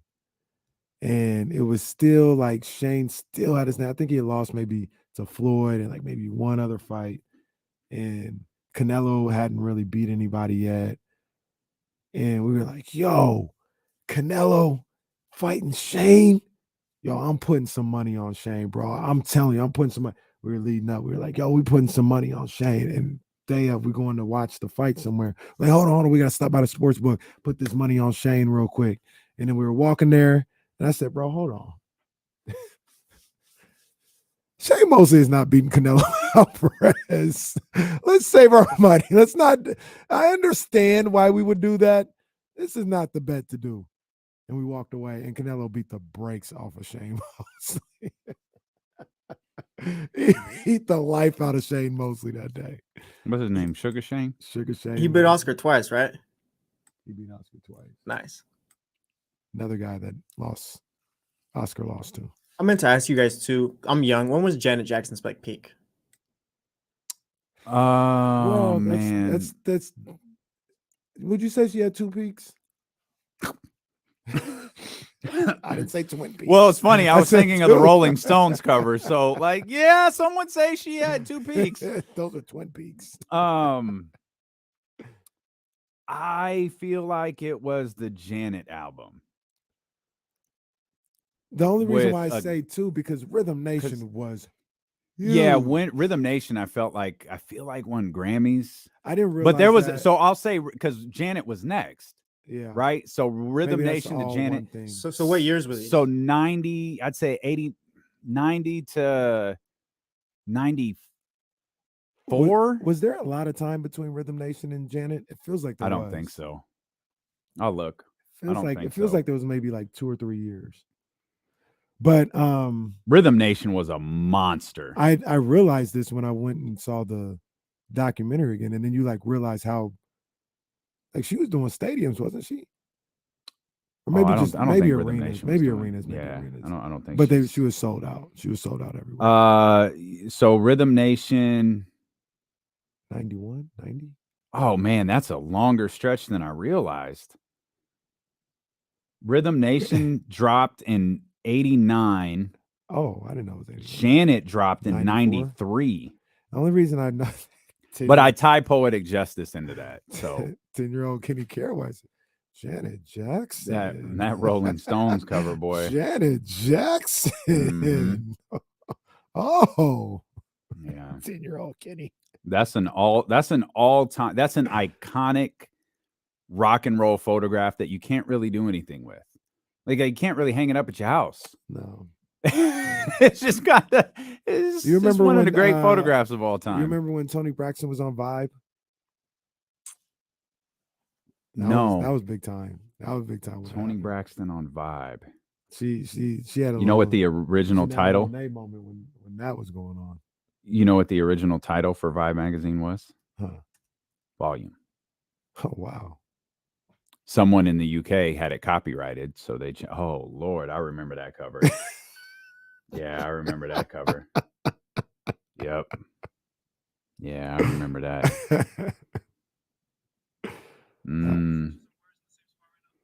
What do we talk? I'm talking about what? Who cares? Who cares? Google Tony Braxton Vibe cover and you won't care anymore. God damn. No. Man, what a first the Fat Boys break up and now Come this. on, man. Now, that's where I draw the line right there. That's unacceptable. I know the name. Look, we have to remember. I couldn't put a face to it, but I know the name. We have to remember. She got a reality show. I don't watch reality TV. Jesse's young. We have to remember. When was Tony Braxton popping? She's still popping. Okay. No, all don't right, lie. well, calm don't down. lie. She had a song about a year ago. You know what I realized is she's still out there making hit music. It was like 90s, Jesse, like late 90s. All right, yeah, I was like 2. She was so big, she popularized the short haircut. Like her and Halle Berry, because it was kind of simultaneous with Boomerang. Love Should Have Brought You Home. Like Tony and Halle had the shortcut at the same time, and that kind of set things off. Absolutely. Tony, I pulled up this Tony Braxton magazine cover. Now I'm completely lost. We'll do that to you. I love when women, like Tony has like a deep voice. And I've always just kind of like loved like that sound about her. And then I realized Tina did it a lot too. And I think that's just the sound that I sometimes like from female artists is they just hit like a deeper sound, almost like a hushed lower delivery with their song. And that's like, I mean, and that's just like such a dichotomy. Like Whitney does it, like so many add that to their repertoire, but I feel like Tony does it like every record. Tony that absolutely does it often. I feel that way about Tiana Taylor, although hers is a little raspy. It's a little different, but it's exclusive to her. Like, when you're listening to Tiana Taylor, I love the same thing about the women vocalists. 916-909-1320. Trysta Krick coming up at the top of the hour. Let's get our man Ross in here. Ross, what's going on, baby? Yo, what's up, fellas, man? Just want to talk about this Western Conference Finals coming up.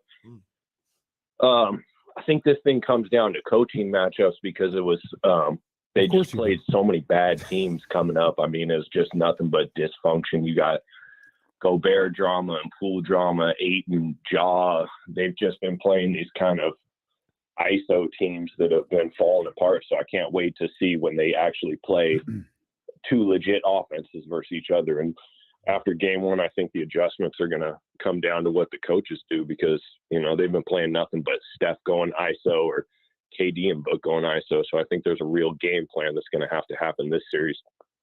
Good stuff, Coach. We appreciate you. I mean, Ross right there. The coaching perspective of this Western Conference Finals.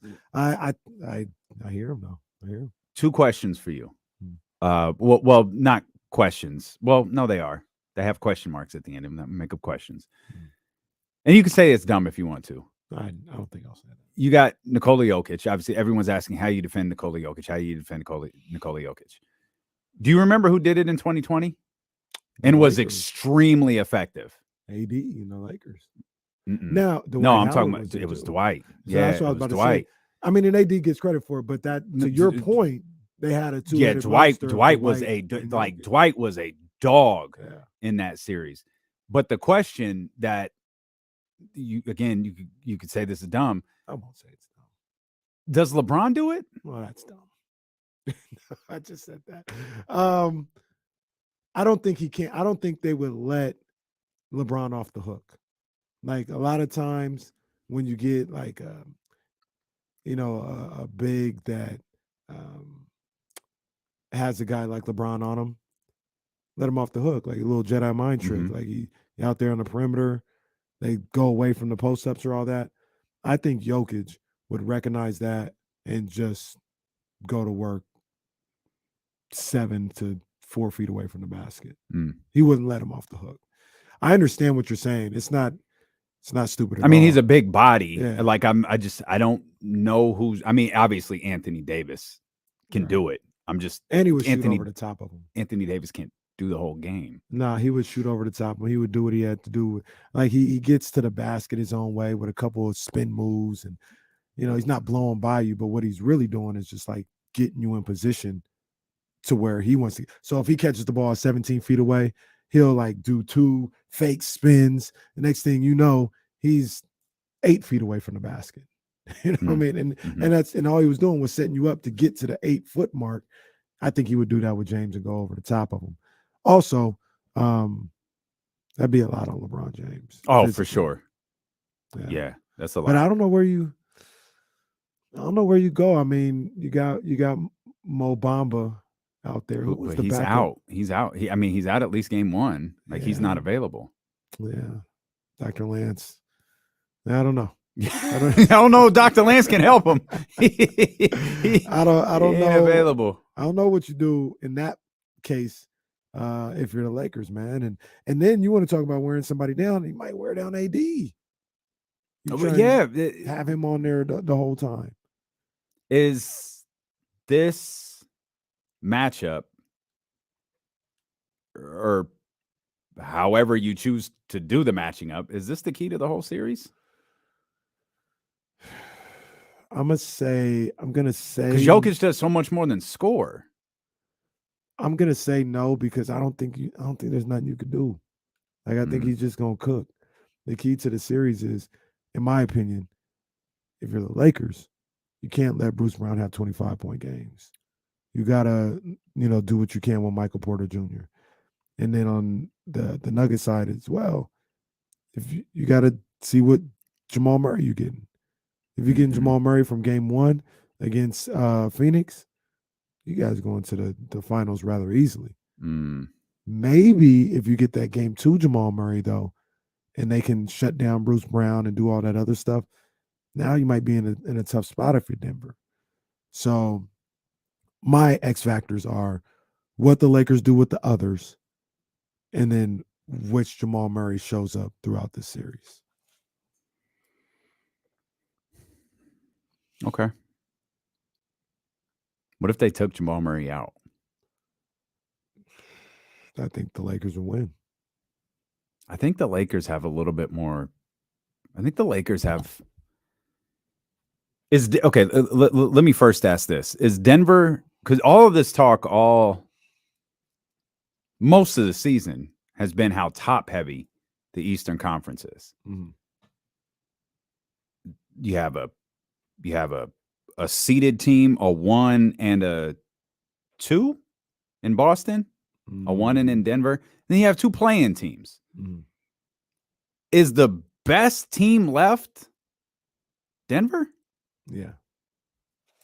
It flies in the face of what we said for virtually the entire season. I know, but I think they're the best team left in the playoffs.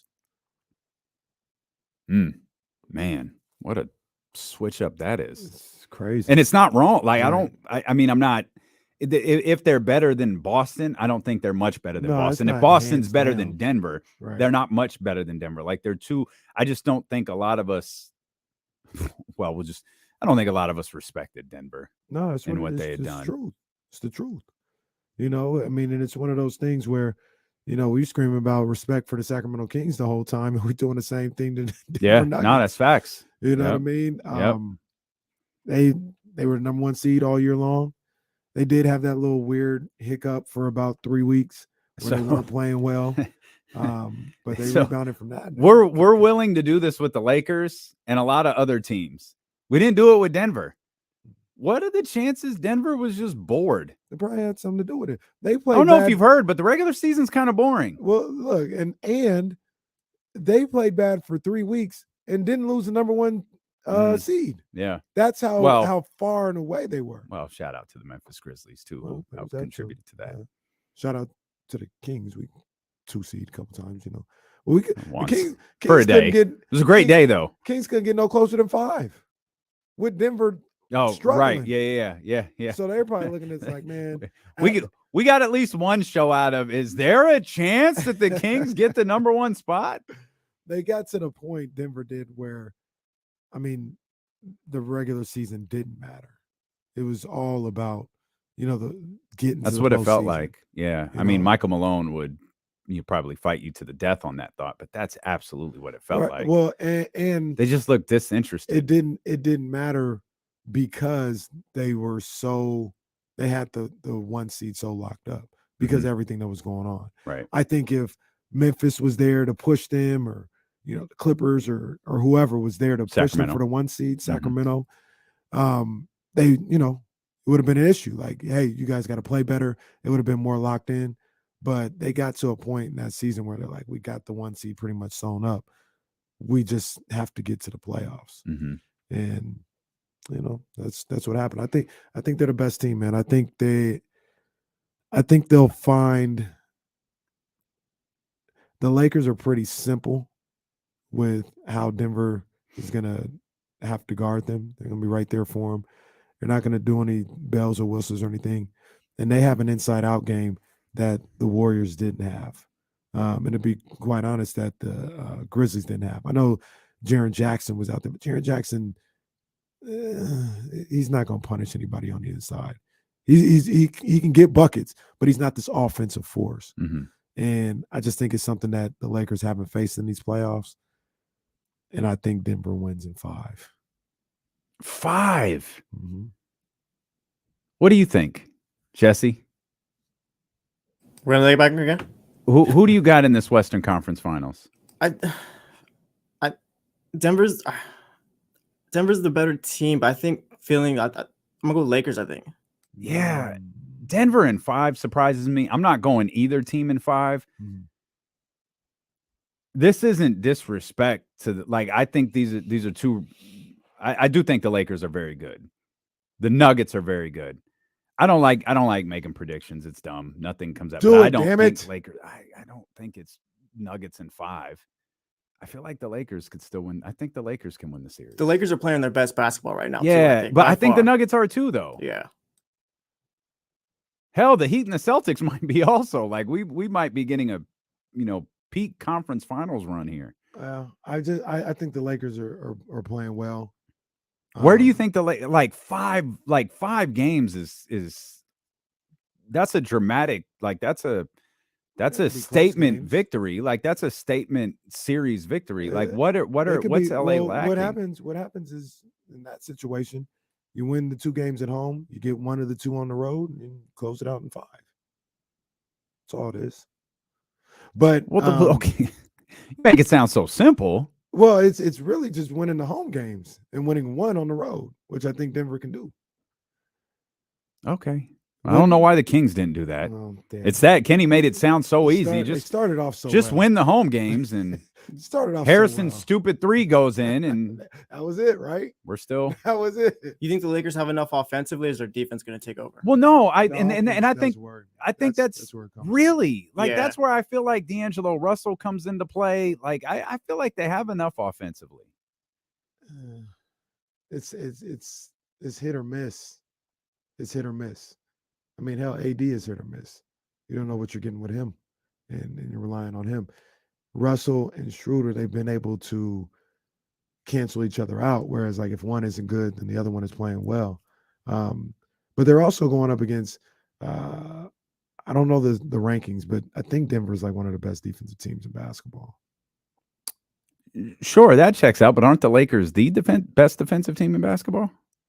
Yeah, but I think Jokic, Murray, even Michael Porter Jr. on the wing, I Well, you talk about hit or miss. You just named two guys that could be hit or miss.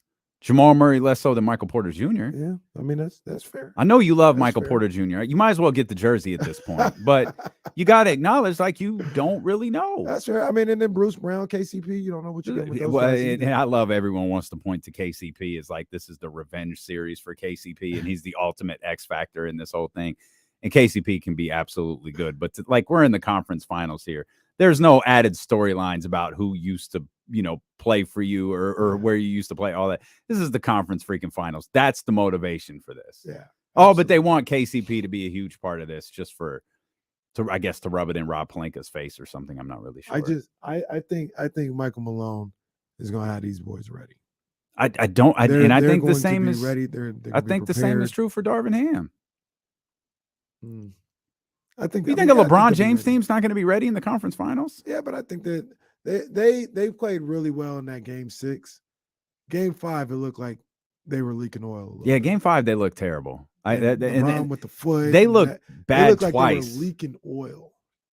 Like it looked like I don't know if they'll have enough. Well, clearly they weren't though, because that was game 5. They played a game 6. They won by 20. They can muster 30 up or whatever. for a game 6 for one game to make sure. You think they can? Game 7. I don't. Can they win 4 more games?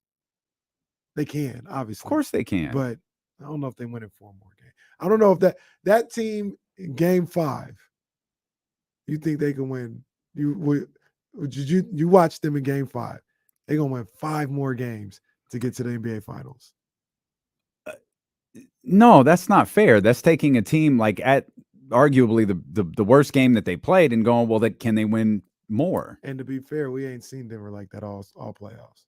No, we haven't. Denver's played the best of any team in the playoffs consistently. No doubt. And who was Denver's first round opponent? Minnesota. Okay. Who was their second round opponent? Phoenix. Okay.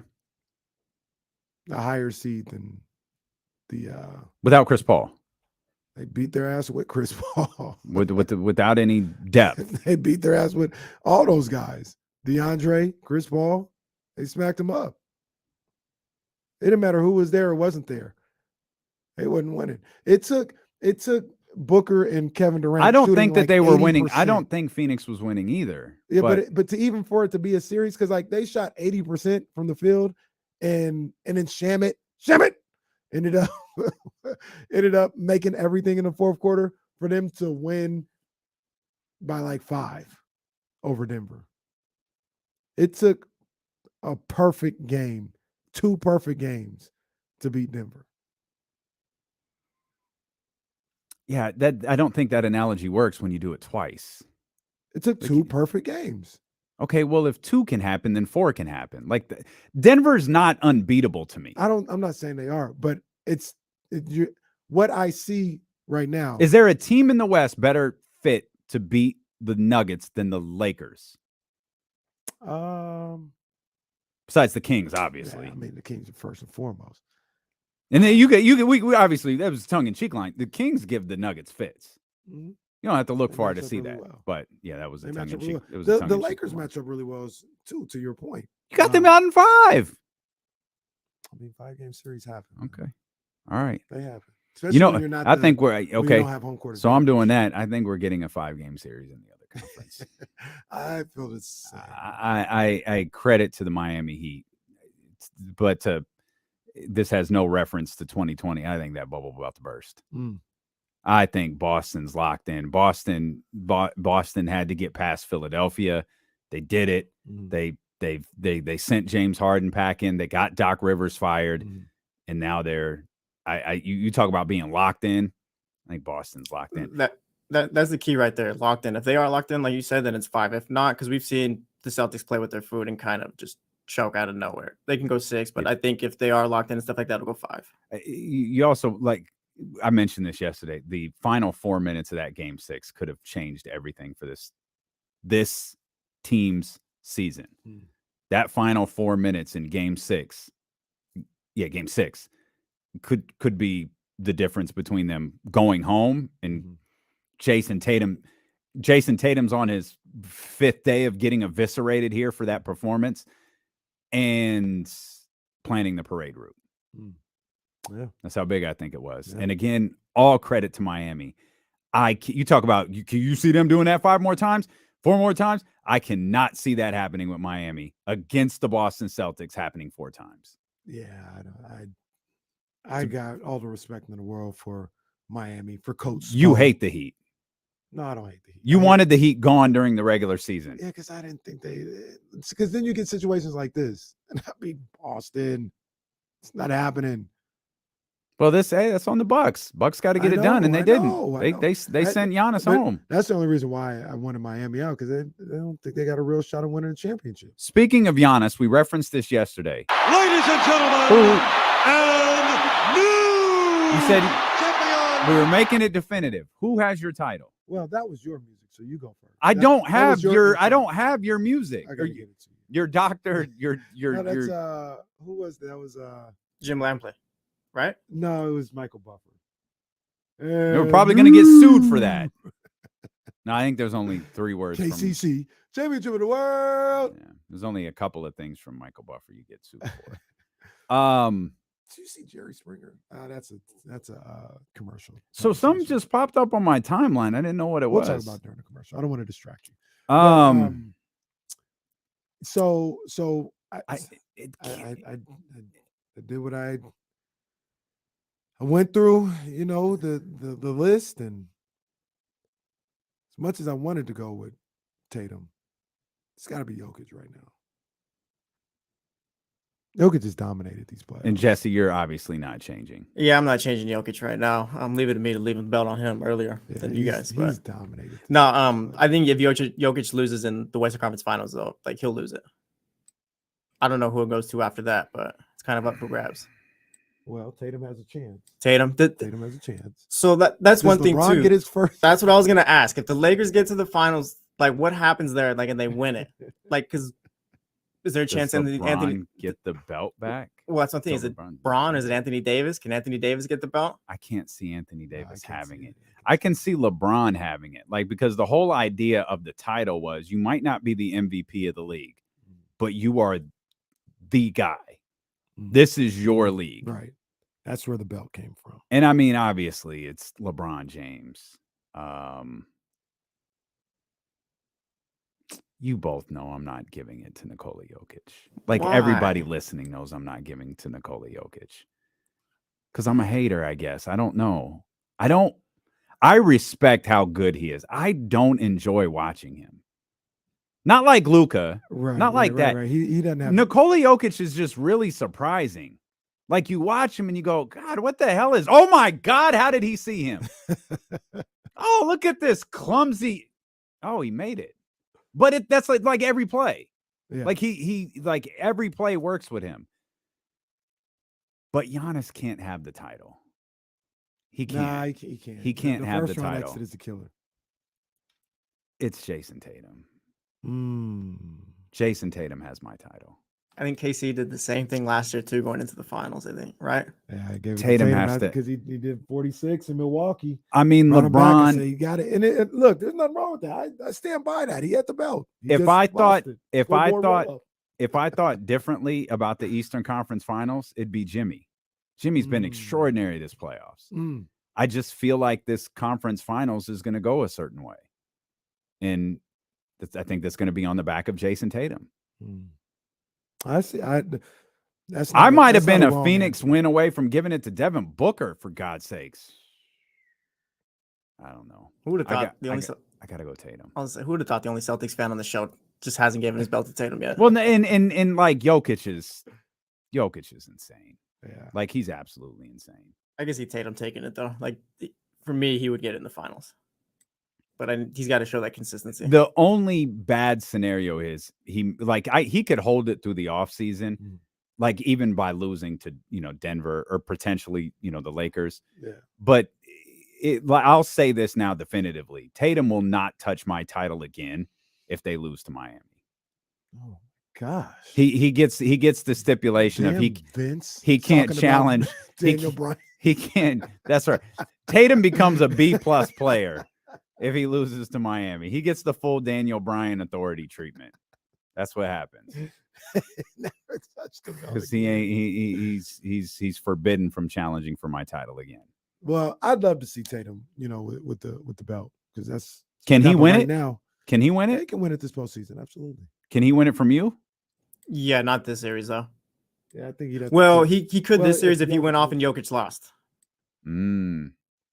Well, wait a minute. You just brought up LeBron, though. Yeah, well, LeBron might have to win a championship. LeBron's been kind of taking like not even a back seat, but like he's picked his moments this postseason. So I don't know if I can give my belt to Well, that. wait till LeBron averages 42, Remember chasing that ghost. at the beginning of the Warriors series, LeBron, they said he was shooting like 18% from three in the playoffs. Like, it's something crazy. Like, he ain't hitting no threes right now. So we'll see. We'll come back. Trysta Krick joins us at the top of the 2 o'clock hour. We will talk a lot about what's going on in the association with her. And a rumor that Kenny and I heard is starting to gain traction. We really be out in front of this. We stuff. do. Some of the stuff we don't even say. We respect, but it's out there now. So we're going to talk about it.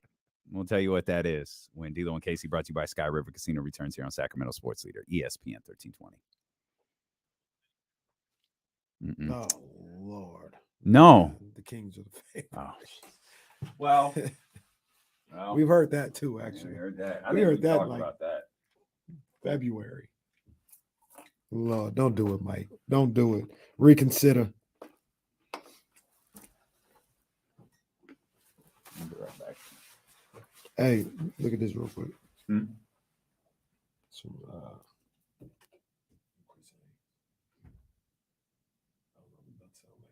yeah. Gotta figure out a way to make it happen. Yeah.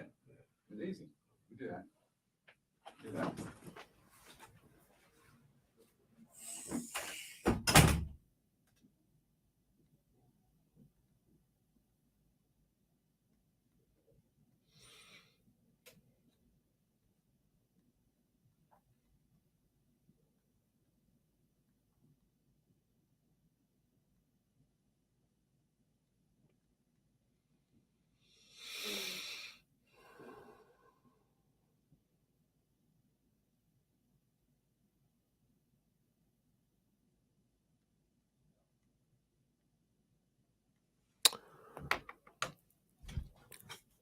You think there's like an up and comer that can challenge for like the belts next season? Someone that's kind of waiting to break out?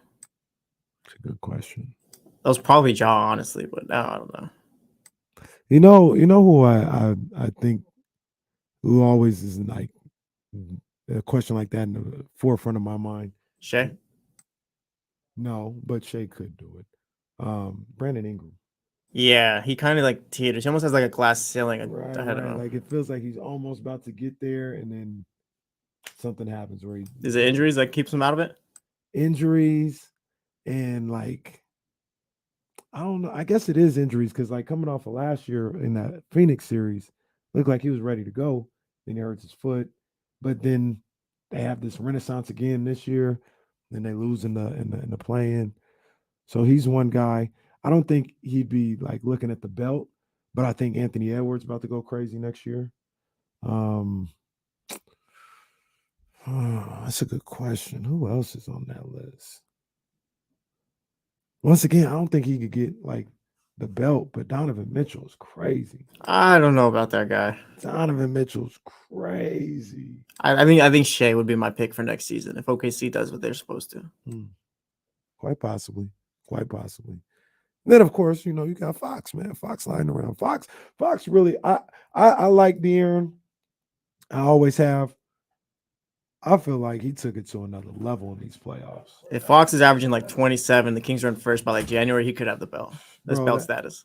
I feel and they had that one time, not the bubble year, but the following year, in the second half of the season when he went crazy. The way he played in the playoffs, that's the best I've ever seen him play. He was unstoppable in the playoffs. Jesse just asked the question. He said, is there anybody on the horizon that could, challenge for the belt? Well, we'll talk about on air. Ask that question again. Yeah, a little off-air discussion that we can bring on air. Jesse asked, is there anybody out there that we don't talk about that next season can get into that discussion of,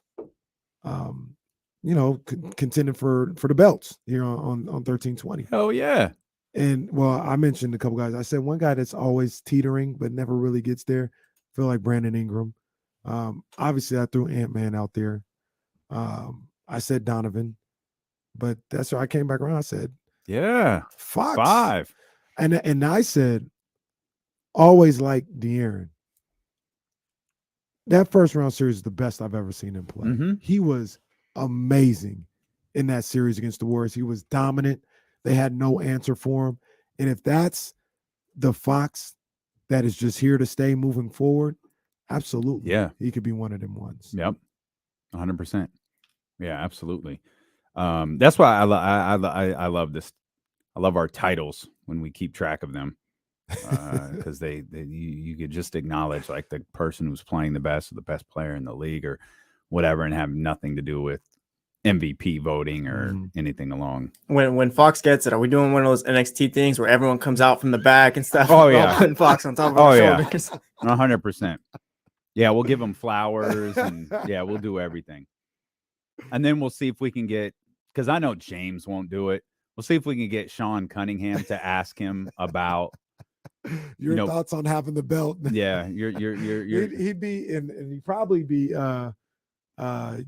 undisputed. Yeah, I was gonna say your thoughts on being the undisputed D'Lo and KC champion. That'll be the one time I use my media credentials just to go in, ask that one question, and they'll never see me again. Yeah, Fox will pull Westbrook and go, what? Yeah, yeah. Your thoughts on being the undisputed D'Lo and KC champion? When I was with the bad guys, me, Jay, and Chris did this thing one day. Like the Kings stunk and they beat the Warriors one time. And Jason said, "Well, I guess the Kings are the champions, right? They beat the Warriors. That's how it works." I was like, "Well, no. If you're going to do that, you got to be fair because someone else has beat the Warriors first." So that created, in boxing, I think they have the lineal. That created the linear championship. Yeah. And so we're doing the show, and I'm just carrying the show, and the whole time Jason's looking down and he's jotting notes, and occasionally he'd look up and go, "Yeah, no, yeah," and then he'd go back to jotting notes, and then like 5 minutes later he goes, "Okay, I did it." It's like, did what? I found out who the linear champion is. So at one point, the Kings finally won it. Like they had like opportunity after opportunity to do it. And it was just it was a silly bit we were doing for a bad basketball team. I remember. I used to listen. Sean Cunningham asked Garrett Temple about it one day.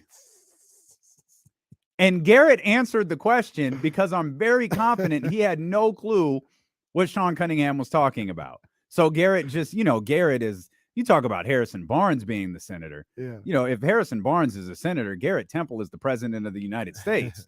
Like that man can give you a diplomatic answer. And he just answered Sean's question about, being the linear champion. Oh yeah, no. So yeah, this is a great team we're playing, and gave an answer. I'd imagine Fox might just tell us to.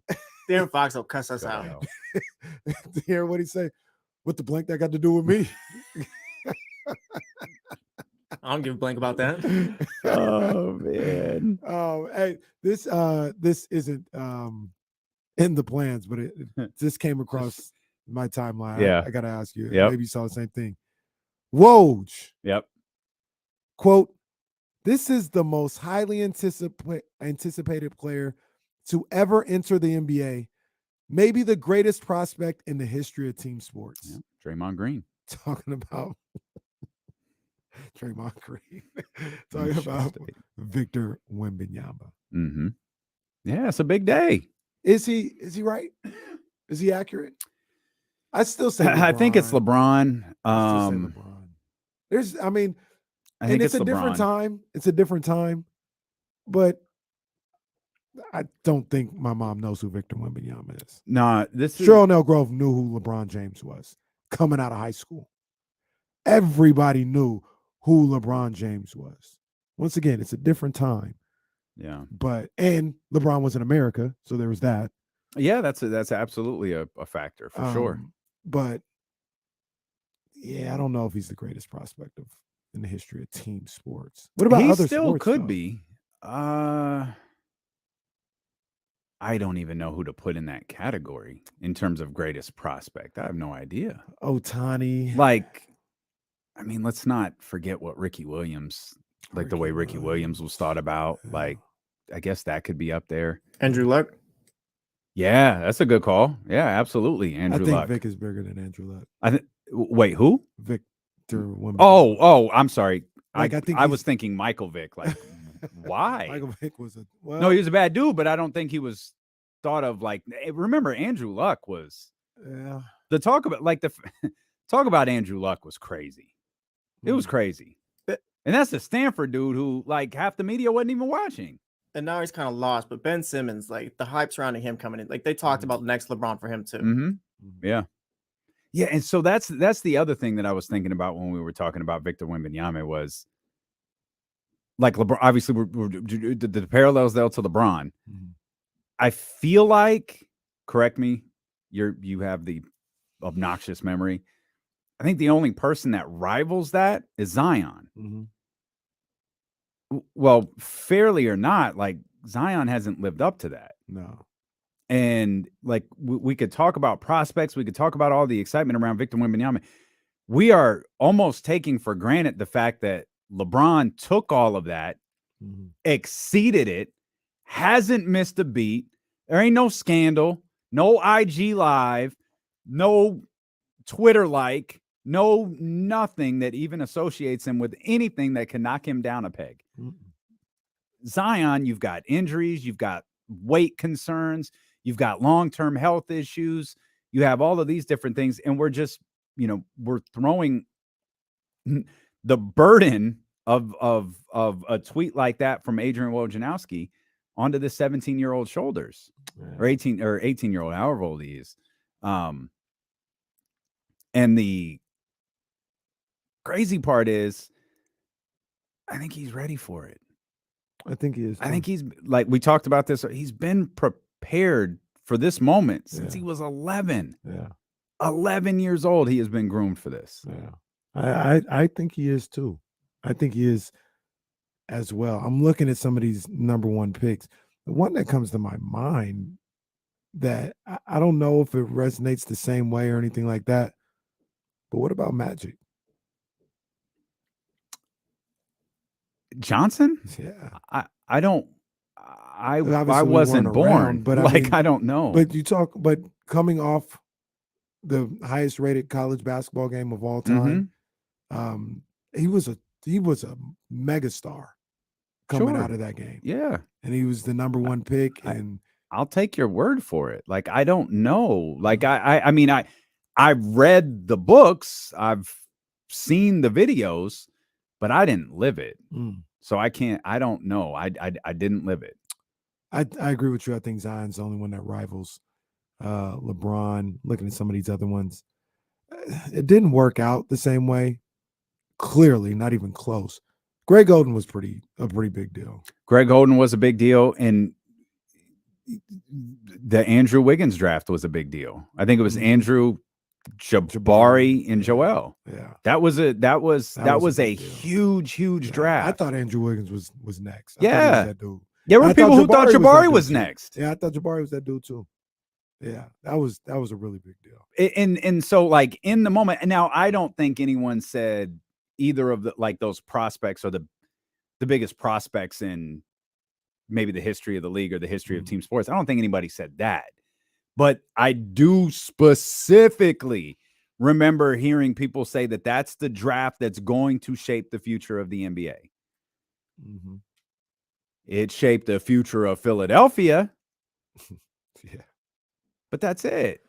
Like, Andrew Wiggins didn't even play for the team that drafted him. It's facts. Yeah. He was conspicuously left out of that note from LeBron James. Do you think you guys said Andrew Luck? Mm-hmm. This was a little. Oh no, I was thinking of something else. Do you think Jameis and Mariota was bigger than Andrew Luck? Absolutely not. Not even close. Do you now? Let me ask you this. It's a different situation. and it's not a quarterback. But do you remember Jadeveon Clowney? Oh, I do. I don't think it's even comparable to Andrew Luck, but I do. think because he's not a quarterback, but I think maybe for a non-quarterback, the hype on Jadeveon, his freshman year, they were saying he should stop playing. Yeah. His freshman year, Well, after his freshman year at South Carolina, he said he's the number one pick. He'd be the number one pick today if he was eligible. Stop playing. You're right. Wasn't that the year he had the sack strip touchdown? It might have been that year. I thought year. it was the sophomore season because obviously it was against Michigan. But I felt like people went nuts with that clip. But the reason why that happened is because he was that he was good. Senior in high school. I understand he was good. I still don't think it's Andrew Luck levels. I don't think it's Andrew Luck levels. I don't know. I don't know, man. I can't know how big Andrew Luck was. If there's a challenge button, I'm challenging. I just don't think. They no way. told Jadeveon stop playing as a freshman at South Carolina. Luck's hype was bigger, I think, but Clowney was up there too. Like Casey's right. I've never Clowney. I don't think they've ever talked about anyone else recently like they did Clowney as far as a non-quarterback. Clowney was the. I'll give you that. Yeah, Clowney was the equivalent to like when they say like players in high school should go straight to the NBA or whatever. Like he was like they were like he was the first one. They said maybe we should let these NFL players go to the like or these it was football ridiculous. players go. That's how crazy he was. What do you think about? I don't think it was the same because I think there were question marks going to the NFL. But Reggie Bush. So I can't. So no. So yes, there was hype. Marks. Yeah, there was hype for sure. Reggie Bush wound up not even going first. Right. But no, he definitely crossed my mind for sure. But I still, I'll give you Clowney. I don't think Clowney touches Luck, and I cannot think of a football player that touches Andrew Luck. I'm not gonna say because I'm just throwing names at you. I'm playing devil's advocate because I was there for Andrew Luck. I remember what that was like when he won the Orange Bowl and had to play another season. I remember. So I'm just throwing names at you. What about Trevor Lawrence? Yeah, Trevor Lawrence is up there. Yeah, definitely. Trevor Lawrence. Yeah, Trevor Lawrence might. Yeah, Trevor Lawrence might top Andrew Luck. Like it was 4 years. Yeah, it was a year earlier than it Andrew was Luck. Years of that dude being the guy. Yeah. No, that's legit. Hey, do you know who the first ever number one pick in the history of the NBA was? In the history of the NBA? Yeah. No. Clifton McNeely. Oh, I have his jersey. Jesse, what were you going to say?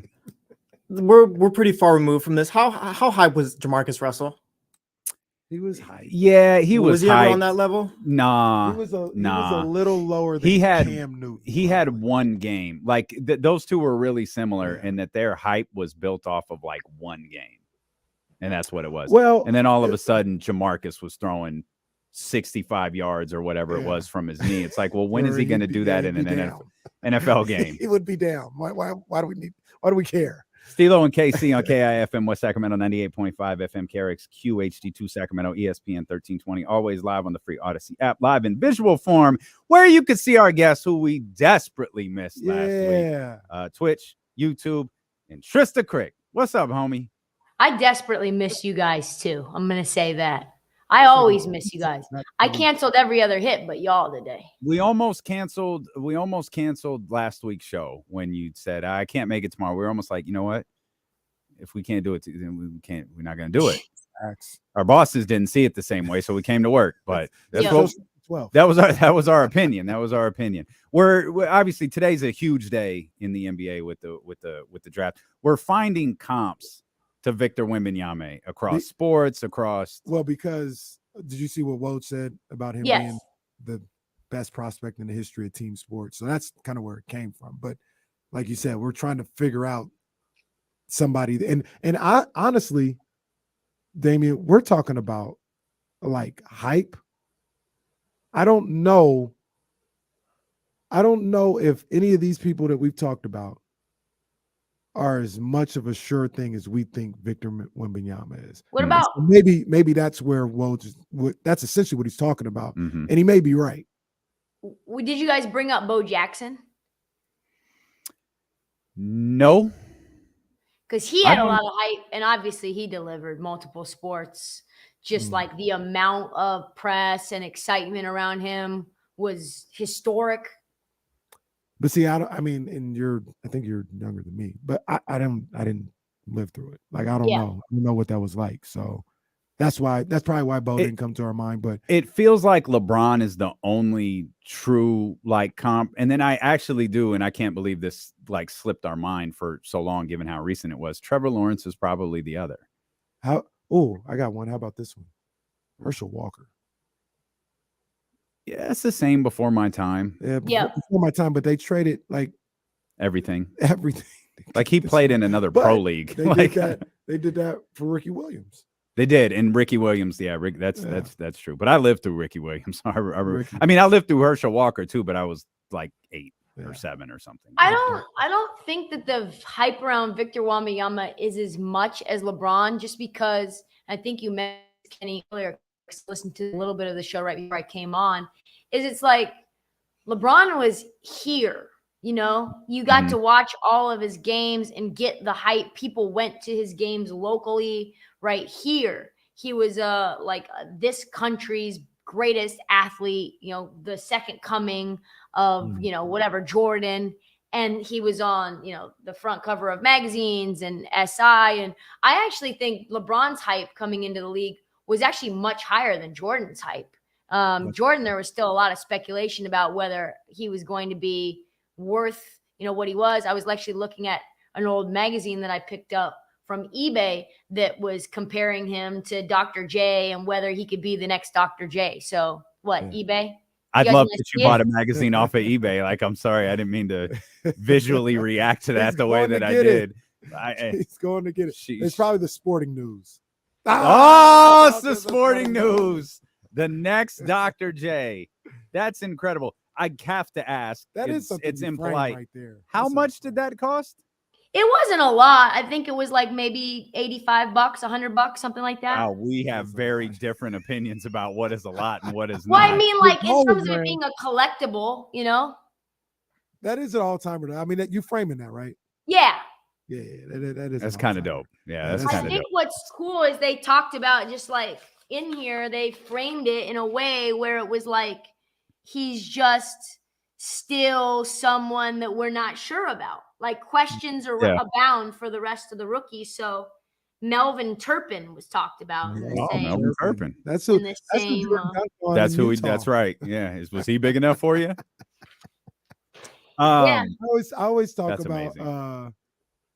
about this with Mike, and the way Damien's probably tired of me talking about it because I say it all the time, but I'm just amazed and try to take myself back in that time. He moved like nobody else on the earth when he played.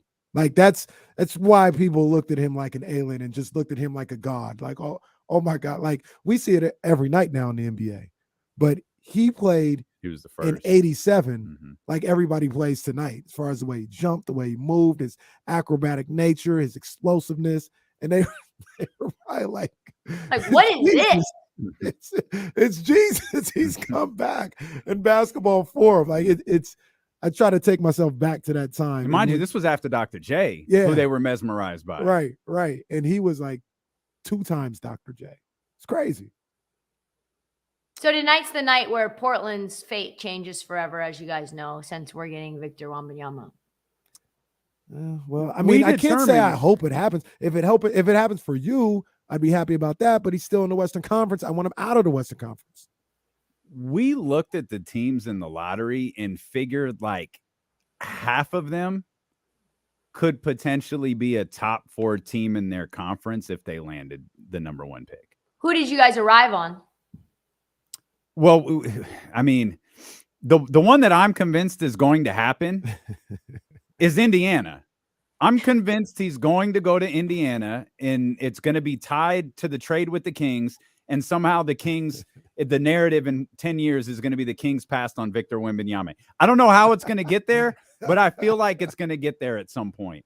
But I think the Pacers, who were obviously, I thought they were clearly good when Tyrese Halliburton was playing. You add Victor Wembanyama to that. I don't think anybody sees Victor Wembanyama as a long-term project. Like, he's going to be ready to play basketball when he steps on the floor in October. Dallas is another team. Oklahoma City. I said Charlotte. That's my pick. I picked Charlotte getting it. You want him going to that dysfunction? I don't want him going. First of all, once again, I want him out of the Western Conference. There's that. And I don't really want him to go to Detroit. Don't want him to go to Indiana. What's left for me is Charlotte. So there's that. I do want him to play with LaMelo. I hope Mike keeps the team. And then I don't really care, so to speak. I just got a feeling it'll be Charlotte. Just a gut feeling. Just a gut feeling. Yeah. They'd probably pass on him because that's what Michael Jordan does. Man. We'll not allow that on this show. This is a Michael Jordan show. We will not allow anything but good things to be said. That's Michael Jordan, about the player, Michael and Michael Jordan, the shoe distributor. Like I haven't watched Air yet. Has anyone? Oh, it's so good. Everybody says it's. Like it's on Amazon. I just haven't watched it yet. It's like no. It's like it airs on Amazon. If I got Prime, I'll watch it. Yes. Oh man. I just haven't. I meant to get to it last night, but I didn't watch anything. I might watch that tonight. Yeah. Sorry, Back to the Future. Damn. Damn shame. So obviously the lotteries tonight. This might be the longest hit ever because there's just so much to talk about. Yeah, I don't know if you have. I'm not working tonight, so good because we just might be here for the next 2 hours. Doc, let's start with Doc in Philly. Doc Rivers fired today. Harden sucks again in a game 7. Joel catching massive heat. Where are we at with the 76ers? Firing Doc Rivers, fair or foul? I mean, I think it's fair considering how many leads he's given up in the history of his career. I think you're looking at this firing not in terms of how well he did in this particular postseason, but what his ceiling is with this squad, right? And if you want to try to lure James Harden back to Philly, if you're Daryl Morey, then you have to at least consider Harden's opinion, right? And Harden is very clearly sort of intimating that him and Doc are just okay. So I think that the Doc Rivers firing has been, I think probably a couple years too late. I think maybe when he threw Ben Simmons under the bus and he was not taking any accountability 2 seasons ago in the postseason, I think that's probably when the call should have been made. So I am not tripping off of Doc Rivers getting fired. This team is a mess, though. You're paying Tobias Harris a lot of money, and he's not that good. Embiid has never been healthy in a postseason in his entire career, spanning back to 2018. He's literally had multiple orbital bone fractures, knee injuries, foot injuries, ankle injuries. So that's just kind of par for the course where we're like, oh, well, we can't really judge Joel Embiid in the postseason because he's not really healthy. But that's who he is in the postseason. So we kind of have to judge him based on that. And he's the only trade chip that you have. So you have to determine, are you starting again? Are you going to try to figure out a way to bring somebody around him? Who is that? It's kind of a mess. The East was wide open for them this year. They had Boston on the ropes and they blew it. I said after the game, Trysta, I said, if you're Philly, everything's got to be on the table. And that includes trading Joel Embiid. Yeah, and it's because I don't look at it like it's his fault or anything, but this is over. Like this Sixers group, this whole era, this is over. Like they're never getting any further than the second round with this group. So you got to look at it like, okay, if you're the owner and you want to just keep getting the revenue from, first, second round playoffs, that's cool. I understand that it's a business, but just know that's what it is. If you want more, you have to look at doing something with this roster. And there's really only 2 tradable assets. Maxey and Embiid. Maxey. Yeah. And even if you trade Maxey, like you're not going to get, I don't believe. Like, I don't think you're getting Dame for Maxey. You know what I mean? Like, you're not going to get somebody that's going to take you to another level. So what do you do at that point? In my opinion, you look to move on from Joel. Now, I'm not saying you should do that. I'm just saying, like, that has to be a conversation. Yeah, an option to explore. I don't think you're surprised by this because you were one of the first people who brought up Monty Williams being fired. What's the future of Phoenix? Doc Rivers? Yeah, it kind of feels like playoff caliber coach musical chairs, right? Like, yeah, all of these coaches that were in the playoffs playing one another are essentially just swapping seats based on where the roster is at and what you need from that coach. So, like, Monty Williams, we know what he is, which is a great culture builder. And so he's somebody that isn't great in terms of like in-game adjustments, isn't great in terms of game-to-game adjustments. He really struggled in that Dallas series.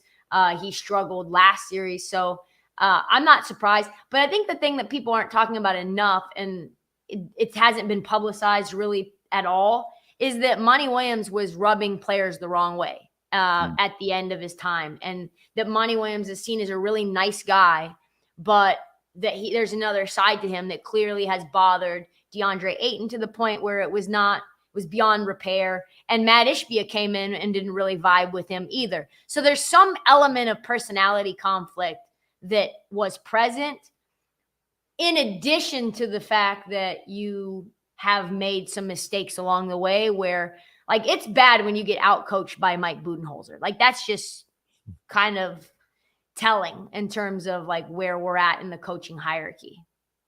You took 2 shots at fired coaches in that one statement. Because that was a shot at Budenholzer. It was.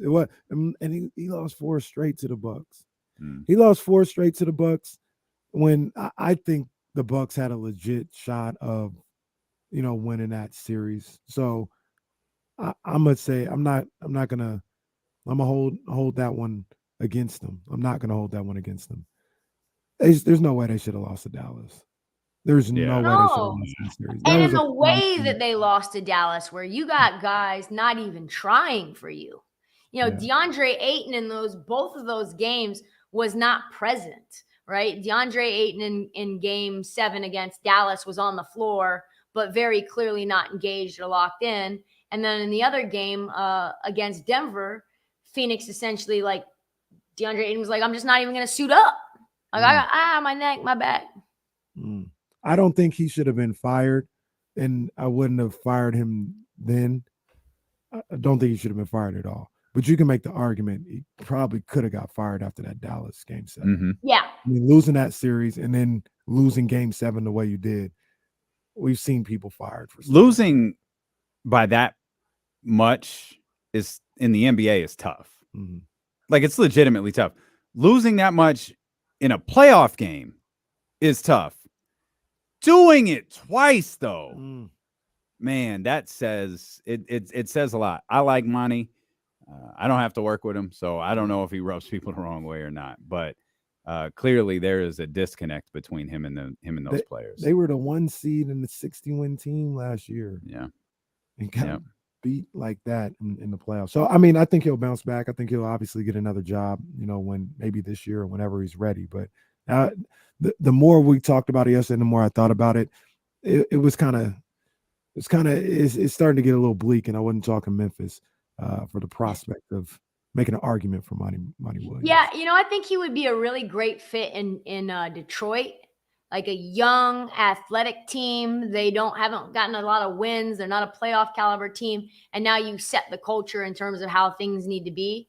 I think Detroit has a lot of really fun players that he could help mold and like really build an offense with a ton of motion and getting guys like James Wiseman and Jalen Duren involved. I think that's a fit. I don't think going back to a contender, though. Once you get fired from a contender, how do you go back to a contender when they know what your ceiling is? I actually they don't have a coach right now. I forgot Detroit's still vacant. Yeah. Yes. Detroit, Toronto, Phoenix, Milwaukee, and Philly. 5 teams currently got open. If you're Ime Udoka, you got to be pissed because you could have had so many opportunities. Wait, did we say Toronto? Is Yeah. Toronto open? Oh, Yeah. okay. Toronto's still open. 5 teams open. Man, that's a lot. Goodness gracious. All right. And 4 of those 5 were playoff teams. A couple of them were title contenders. Yep. What okay, this is a question for both of you. Mhm. Will young teams stop blowing up their depth to land a superstar?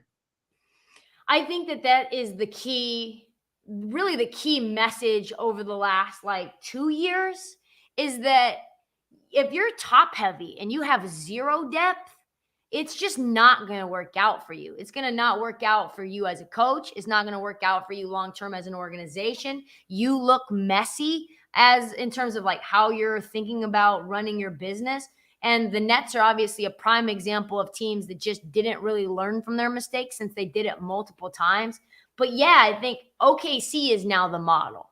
You need to build slowly. That LA Rams business, yeah, maybe you get 1 ring, but it's really, really a bleak situation once your cupboards are bare and you have that ring in your cabinet, and all the fans are like, "Well, that was a while ago. We need some competition now." I hear what you're saying. I don't know though. I don't know if I don't know who would be that player right now off the top of my head, but if KD's available, prime KD. But it's KD now. Well, no, I'm saying that type of player. I'm saying prime Kevin Durant. If whoever prime Kevin Durant is, if Anthony Edwards becomes available, in 2 years, and OKC is just kind of made the playoffs, and they're cool, and Minnesota says, "Hey, we'll give you Ant-Man for Jalen Williams, Giddey, and 3 picks." 4 picks. Probably more than 4 now. You think OKC? Because that's just tough. isn't that what a lot of these guys do? And maybe it changes. This is the question, though. Maybe it changes. Is you accumulate all these talented players to cash in for one of the mega stars. But you have one yourself, you have 1 or 2 yourself, and you use the other assets to get one of the mega stars. I mean, what we know is that you're not going to win a title without all NBA caliber talent on your team, and probably 2 of those. But we also know that only Sacramento, 2 all NBA players. But we also know that you can't win with just those 2 and no one else, where it's Ish Wainwright as your 4th option, right? We see how bad that is. So if Denver wins this title, which they certainly could, and that's an organic build.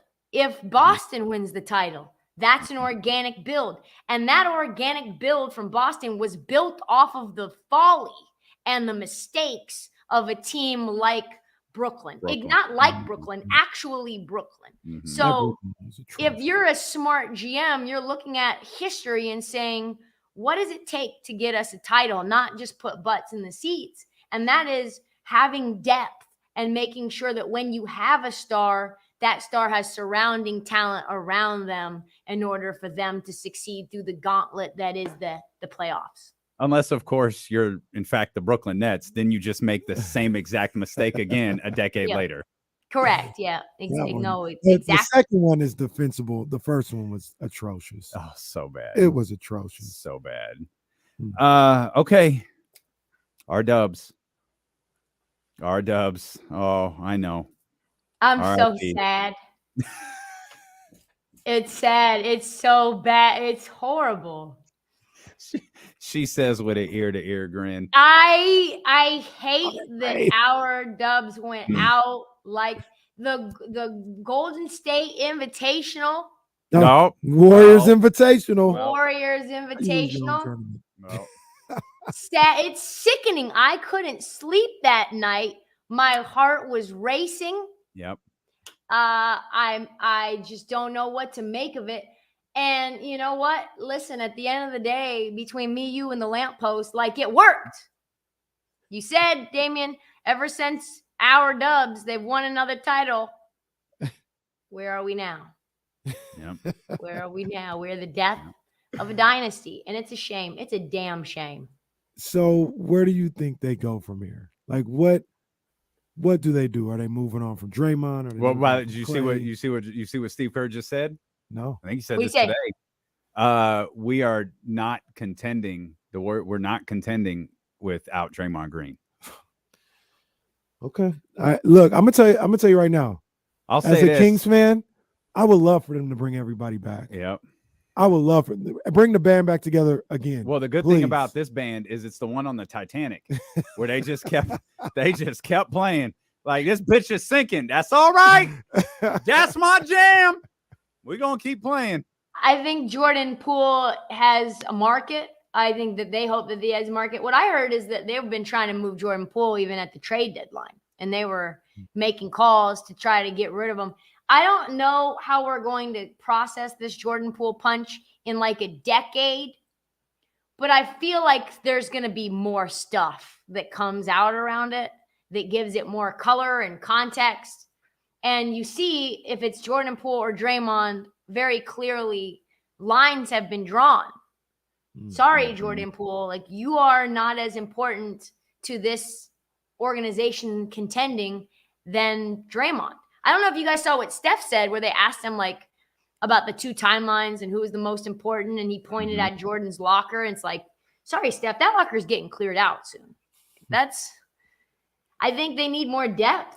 It's exactly what we were just talking about in terms of depth. You can't just have Klay Thompson going 1 for 9 and Jordan Poole 0 points and like young guys complaining about how many minutes they have.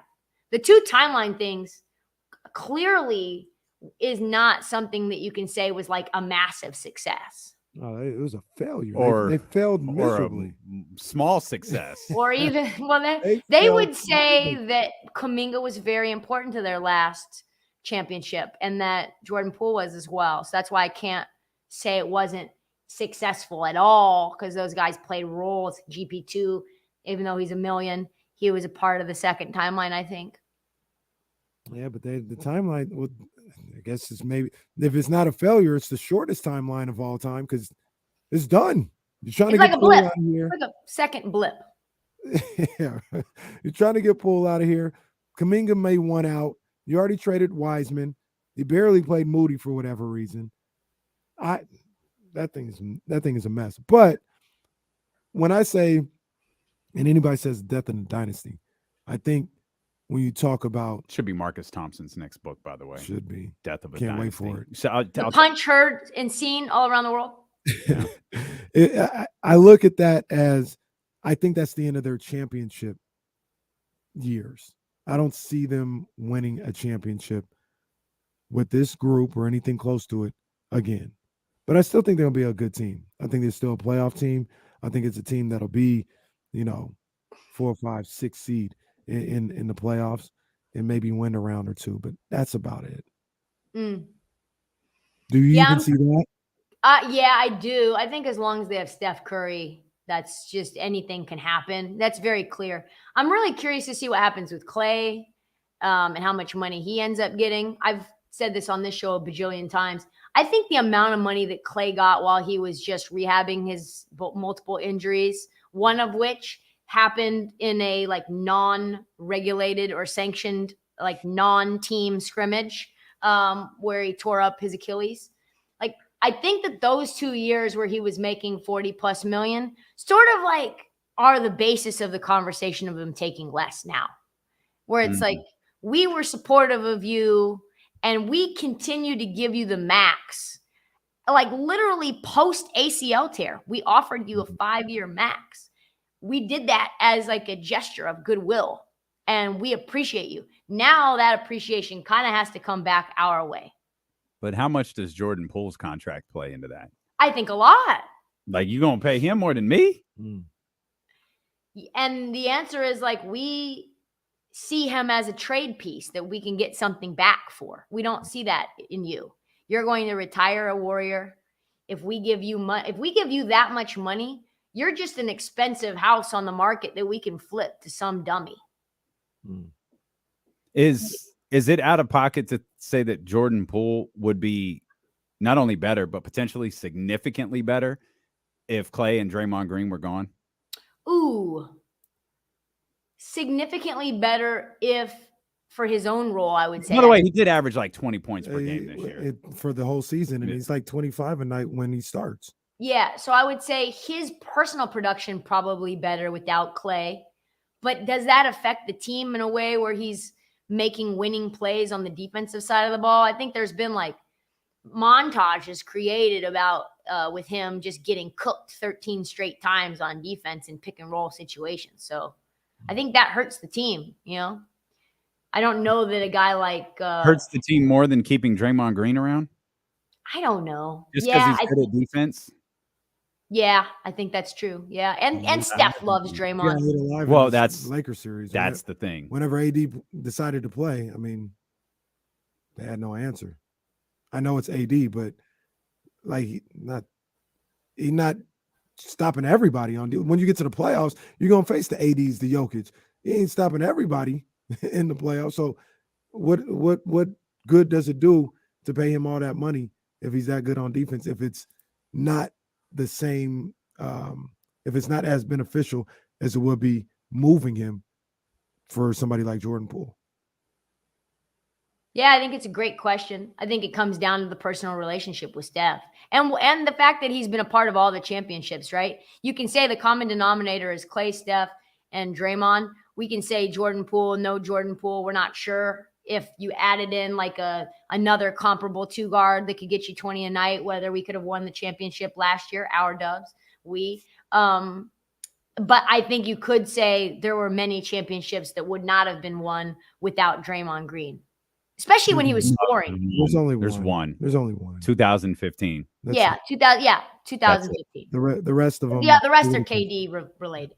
And the other, but the thing that I also say, Trysta, do we have to go? No. Okay. I was serious. We're just going to keep talking. The other thing I would say about this Warriors thing, and I don't mean this as a slight or, I'm having fun, dance on the grave. I'm not like, this is just really talking hoop. To me, the whole thing has always been about Steph and Klay and having two of the 5 best shooters to ever play, creating all this gravity and all this chaos and all this hysteria for other teams every single night. That's what it's always been about. And you could get another really good 2-guard in there, but it's not Klay Thompson. You can get another really good point guard in there, but it's not Steph Curry. And now that Klay isn't Klay, like, you can put Jordan Poole there. That's not championship no more. You could have put CJ McCollum with Steph Curry. That would have been really, really good. It's not championship. It's always been about Steph. It was always when Jerry West, when they were talking about Kevin Love, and he said, do not touch Steph and Klay ever. Mm-hmm. It's always been about those two. And now that those two aren't, I mean, Steph is still doing his thing, but Klay is clearly not the same. Plus, you have the whole defensive component where Klay could guard the best guard and all this other stuff. And now that that's gone, I think that signifies the end of the championship window. I love that they asked after the King series, they asked Steph Curry, who can stop Steph Curry? And he said, I hope we never find out. And now we know that the answer is Jared Vanderbilt. Speaking of Jared Vanderbilt, KC's got the Nuggets in 5. Wow, really? Yeah, man. What do you think about the Western Conference Finals that get underway tonight? I think the real, like, sort of defining player, of course, and this is going to sound like so obvious, is going to be Anthony Davis, and whether the Nuggets are going to be able to pull him away from the basket, and that's going to affect, the defense for the Lakers, and how those matchups are going to be, right? Like, who is on who? And to me, it feels like whether Anthony Davis is as dominant and as locked in and as motivated as a primary scorer and a guy who can get you 3-4 blocks a game. Like if he can be that version of himself, then it could go 7. But if he's wishy-washy, up and down, I mean, we saw what Jokic did to Phoenix, right? Phoenix was a good team. When they were operating on full cylinders, no matter how little depth they had, they still had Kevin Durant who could go off for 40 and Devin Booker who could go up for 40 at any time. And they dismantled Phoenix. They put them in a suitcase and clapped them up. And compared to what Embiid did in his own playoff run, it's just like night and day. So I think it's really going to come down to AD and the others. Are you going to get exactly what you got from the Lakers and the Warriors series where it was like, you don't know who the role player is that's going to show out, but you know that 1 or 2 will? That depth that the Lakers acquired at the trade deadline is, I would say, not 100% on par, but very close to on par in terms of what we've already seen from them as the Nuggets role players have. Yeah. Which is crazy. I like the Lakers in this series more than I like the Nuggets. I thought the Nuggets in 5 was crazy, but I think basketball, and I'm just a casual. I'm not always right, just mostly right.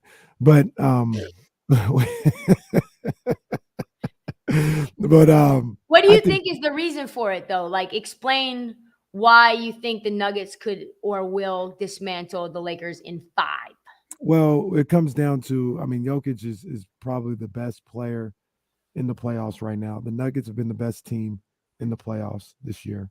And really, I was going to say my X factor with saying that, and I guess I'm banking on this happening, is if we have, and he has Anthony Davis tendencies, but if we have top flight Jamal Murray, I think the combination of Jamal Murray and Jokic and what they open up for guys like Bruce Brown and Michael Porter Jr. and even KCP and even like Ryan Brown, or ain't that his name? Ryan Brown? Is it? Christian Braun. Christian Brown. Christian Brown. Yeah, Christian Brown. Yeah. I like what he brings off the bench. To be clear, though, when you say Anthony Davis tendencies for Jamal Murray, you mean in and out. Yeah. Sometimes he's not, sometimes he's just not there. Dropping 40, sometimes he's dropping 17. So that's why averages are averages. Right. So I just think if Murray shows up, which is what I'm banking on, I think it'll be too much for the Lakers. I thought the Lakers almost like the Warriors getting out of the Kings series. I think the Lakers, I'm not going to say they emptied the tank, but I don't agree with that at all. They did a lot to get out of those 2 series. I think what the Lakers did show, though, is their vulnerabilities that the Warriors just simply did not keep the boot on their neck and continue to exploit. They allowed the Lakers to get life, and then once they got life, and guys like Lonnie Walker or Rui Hachimura or whatever role player, on whatever given night it was, came back into the fray, then the Warriors almost like folded. They did not rise to the occasion of the Lakers run. So I don't think they ran out of steam. I don't think the tank is empty by any means. It's going to be really interesting to see who guards Jamal Murray on this Laker team. Like, is that Jared Vanderbilt? Is LeBron guarding Jokic? The Vanderbilt thing is crazy though, because I think that's one thing the Warriors were able to show is like, we just won't guard him. Yeah. Like we won't guard him. And then he couldn't be played. So I think that's where Schroeder comes into play. Yeah. I think he'll be on Murray. But Murray is also a little different than Steph Curry. You know what I mean? Not to saying he's better, but his game is different where physically Jamal Murray might take advantage of Schroeder, who's a little smaller. And that may be a bit of an issue. So I think they'll start with Vanderbilt, but if he can't hit a shot or two, he might find himself in the same situation. Any thoughts on the East and Tatum's superhero performance at the end of Game 6, and then just sending Doc Rivers to the unemployment line, and I guess James Harden to Houston, and Joel Embiid into his feelings, and just. Yeah, I think the thing that really was incredible to me, the thing that sticks out the most, is just those like watershed, like sliding glass door moments, because Tatum goes 1 for 13, Say he doesn't have those last 4 minutes that he has. Say that our lasting impression is Boston going home because Jason Tatum went 1 for 17 from the floor and it was just this anticlimactic thing. Then, like, who is Tatum to us? Is he any different than he is right now because of what we've seen now that he's capable of? Not in just in those 4 minutes, but in the game we would have never seen. Yep. So that 4 minute span was like a legacy 4 minutes. He saw one basket go in. I saw it from the corner and I said it out loud. Just got to see one go in. And I don't think he missed the rest of those 4 minutes. Step back, hezzy to the right, step back to the left, like just waterfall on the Sixers to the point they had no ability to even come back. Like you look up and you're like, dang, Boston's up 12 now? So that's what really was sticking out in my mind is what would we be saying about Jason Tatum right now? That's the lasting taste in our mouth. A lot like what we were saying about Phoenix, because Phoenix's last 2 elimination games were they lost by a combined 55 points. Hey. If the scenario plays out like you were talking about, game 6, the Celtics are eliminated. Remember Tatum last where were they? NBA Finals? Yep. He was terrible.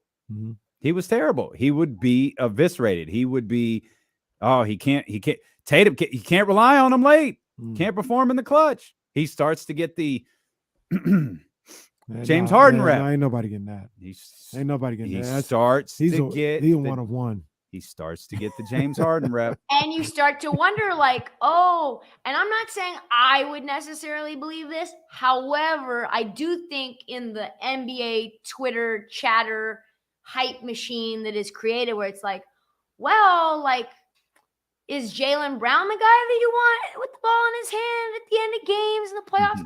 Or is it Jason Tatum? Like, I want Iguodala. Yeah. Is like, and we were asking, I think it was Keith Smith, how did we get to this place where Jaylen Brown really is like 1B and like quite a bit below Jason Tatum in terms of like, give me the ball hierarchy? And it comes from, how JB was drafted and where he came up through the bench and like his role sort of was growing through the concept of multiple injuries to Kyrie and Gordon Hayward, where Tatum was sort of anointed from the beginning. He's been 19 for like 6 years and we've been like, he's only 19. So there's this hierarchy that's been created where maybe the hierarchy starts to get questioned.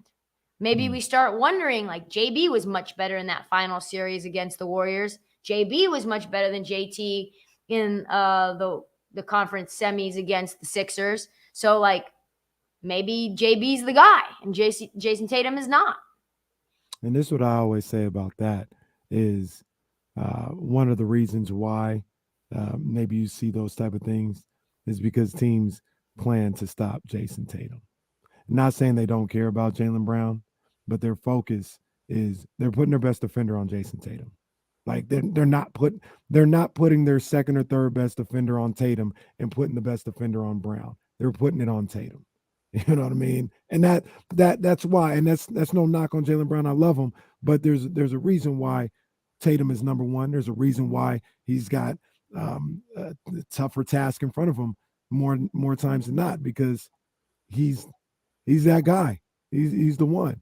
And Jaylen Brown is a great ball player, all NBA, one of the great ball players in the league. That's why Boston is so good. But I always say, make no mistake about it.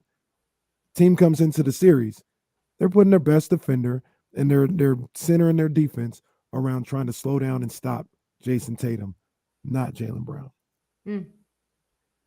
Yeah, with all that being said, I think Celtics win, but easy work. Before we leave Trysta, because Trysta's been amazing with her time today, Ja Morant get 50 games, 40 games, 30 games? Here's what I'll say about that. Such a great question.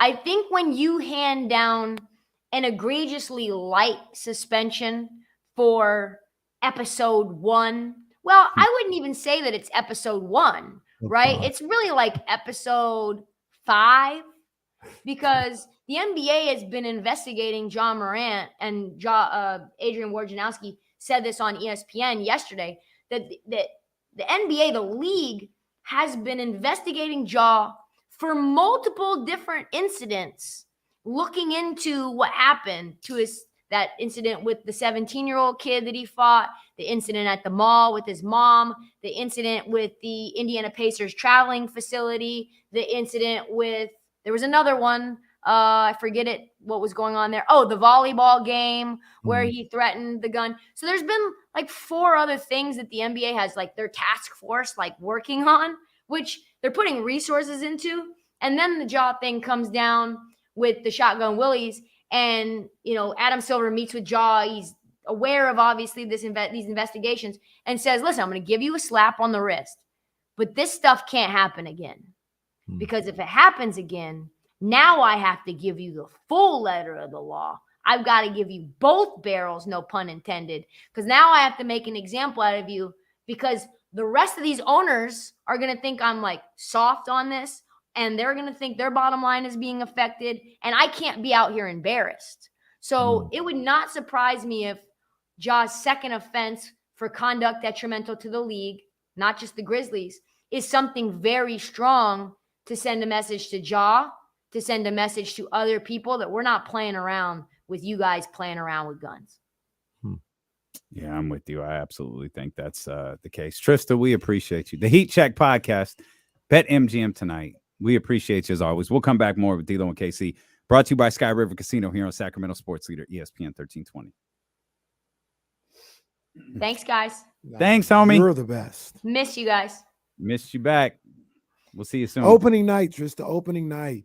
Just set it up now. We got to get the schedule. Is it going to be Victor Wembanyama versus De'Aaron Fox, Portland versus? Do it all over again. It Bring the guy back to It Sacramento should be. all over again. Yep, it should be. I tell you what. No, everybody's really happy with the coverage. So I think there'll be more traveling to happen in the future for sure. That's what's up. You're killing it. And Yep. I'll see you in the meantime at Summer League. Oh, yeah. We're working on it. We're trying to We're make that working on it. happen. All right, guys. I'll talk to you soon. Okay. Bye. We're going to have to take a couple of quick commercial breaks. Just so you don't drop hey, real quick, I'm going to move the NHL stuff to tomorrow. I'm going to move a couple of things to tomorrow.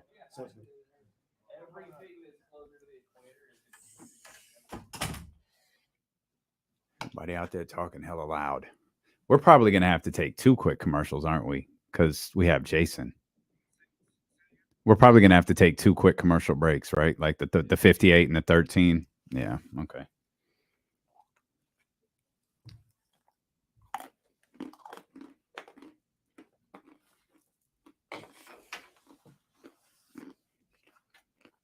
What y'all talking about in here? Vic to the Magic. I like that. Real talk. I like that. I like Orlando. They got a good young squad. Good call, Ramsey. I forgot to mention that. Good call. Hey, right on, Brett. Good stuff. Which one did you get? Donnie was in here this morning recording the podcast. Which one did you get? I just ate my last little handful of almonds. Sorry about that. Normally I'm smart enough to hit the off button. My bad. Oh, yeah, that's a good one. KC's got that one. That's one of my favorites. A primetime joint is one of my favorites.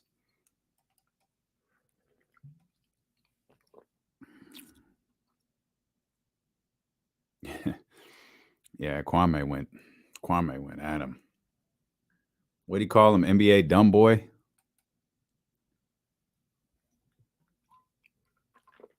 Called that man NBA dumb boy. Man, you know what? It seems crazy, but man, you might not be wrong. But point is, I think he's getting a lot. He is getting, and I think he's probably going to get it relatively soon. He's going to get his ass laid out.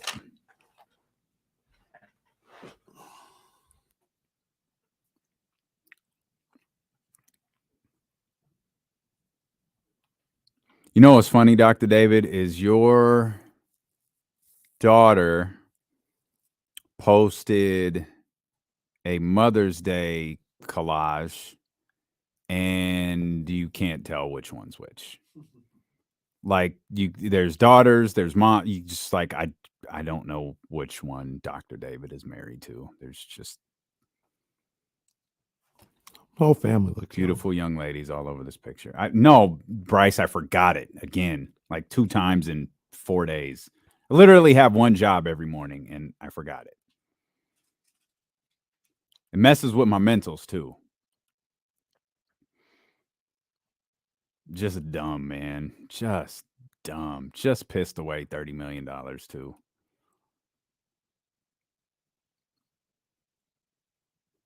Oh, there you go. What day, Michigan? We got all sorts of birthdays to celebrate in July. July 8th. All right. Cancer season.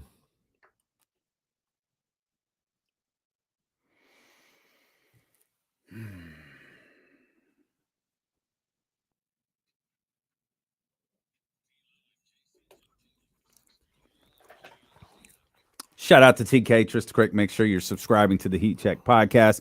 You can also check her out nightly on BetMGM tonight as part of the BetQL network. We got Jason Jones set to join us in 30 minutes. We really did go long with Trysta Krick, so just be patient with us as we navigate the next 30 minutes or so until Jason Jones joins us. Let's pay off something we had mentioned earlier. I had said there was a rumor that Kenny and I heard during the playoffs that appears to be gaining some traction now. The Utah Jazz are, quote, monitoring everything involving Luka Doncic. Now, I know on the surface that's whatever. You can monitor whatever you want. From what we've heard, for whatever reason, Luka apparently has interest in Utah as well. So that does it down. Now, be clear about what we're saying here. Not saying Luka's trying to force his way to the Utah Jazz. Right. It's one of those situations where if things go really south, Luka apparently already has a preferred destination and a very willing trade partner in Danny Ainge and the Utah Jazz. That is interesting because they're Utah just stockpiling, picks and players that can be moved. And say Dallas has another year like this past year. I won't even go as far as say not make the playoffs, but just say they're in the play-in and they lose. They don't make the playoffs. I mean, it's got to be something that Mark Cuban and those guys think about, right? Like, You have to. should we move on from him now? Have to. Because he's probably going to leave. Have to. You have to think about it. And who's got assets? Utah's got assets. Yeah. They've got a ton of draft picks. They've got a ton of tradable pieces. They could pull it off. And I know it seems out of the blue. We heard this like a month ago. Yeah. We're like, really? Yeah. Watch it closely. Today was the first day I saw it in writing. So it was like, okay, let's use this. Came up on my Google search. What were you searching? Well, no, not like that. But you go to Google and part of your phone's algorithm or whatever, I guess I'm always talking basketball. So when I go to Google, they have the latest basketball story up there. And that was on there that Luka or the Jazz are monitoring Luka. And it's like, damn, okay. All right, it's out there now. Yeah. I wonder why Utah would be attractive to Luka. That was explained to us. I'm not thoroughly comfortable discussing that on the radio. I'm just I don't even remember. I think it might have been you. Well, I don't think I heard it. No, some in the chat have I can assume. Yeah, like I mean, but I don't want to assume. Think about where Luka's from, right? Like he doesn't care. Like because we talk about Miami's and New York's. Luka's he doesn't care. Why would he care about that? Again, think about where Luka's from. Think about Utah. He doesn't care about that. And I think there's that. And I don't know if there's something else appealing about the Jazz or something else appealing about Will Hardy or Danny Ainge. Like, I'm not sure, but it was stated pretty clearly to us. Was one of the thing? Are you talking about who Luka may or may not like in Dallas? When you said, because I think we heard that too. Oh no, that was in something entirely different. Okay, that was something entirely different. Luka not crazy about everybody in Dallas, right? Yeah. Which I know that's hard to believe, as pleasant as Luka comes across sometimes. If you're Mark Cuban, you've really got to think about, hey, this ain't it. It's a big season for them, for Dallas. Very the true. whole relationship between them and Luka. Like I said, I laid out scenario. I'm not even going to say just flat out miss the playoffs, but say you only get to the play-in. And to be honest with you, that's extremely realistic. How are they going to get any missing better? the playoffs? Yeah. Oh, for sure. How are they going to get any better? Especially if Victor Wembanyama lands out here in the meaning the Western Conference. He could land in Sacramento. Well, I meant the Western Conference, but he could also land in Dallas. He could. Let's hope not. If he landed in Dallas, though, would that make it more likely or less likely that you move on from Luka Doncic? I would say initially less likely. If he proves himself, I'd give it one shot. Yeah. And I'd give that shot till like February. If he proves himself not to be able to make it happen with another 7'4" center. Yeah, look, bro. Hey, I'll be honest. We got the new hotness. I'd be honest. I'd think long and hard about Luka playing with Victor Wembanyama.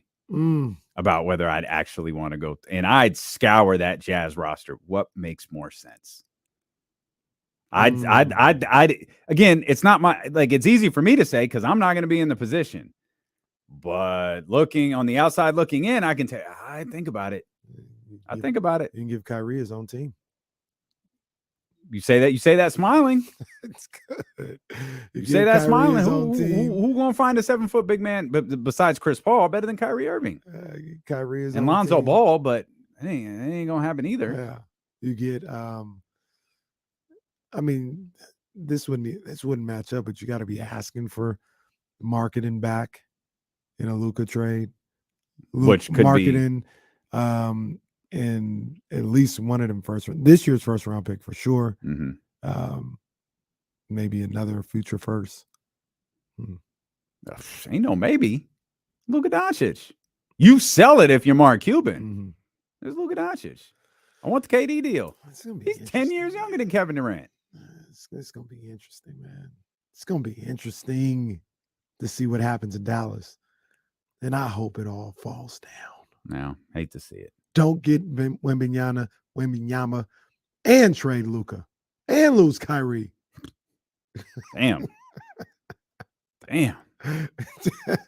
Just be stuck with Maxi Kleber. Oh, it's a shot at Maxi for no reason. Well, I'm not saying he's bad. I'm just saying just be stuck with him. Nobody else. Shout out to Toronto, who did an amazing job hosting a WNBA game over the weekend. That crowd was sold out. They were loud. They were engaged. It appears they bought every damn piece of merchandise that was in the building. And what we heard a year and a half ago was pretty clear this weekend. Toronto's getting a WNBA team. Yeah. That is super clear. Toronto is getting a WNBA team. And Becky Hammon won't be coaching the first two games of this season. What happened there? There were a lot of rumblings during that mostly because the player involved was telling everyone about it on social media. Like, yo, they really traded me because I was pregnant, which you're about women empowerment. You cannot allow that narrative to be out there.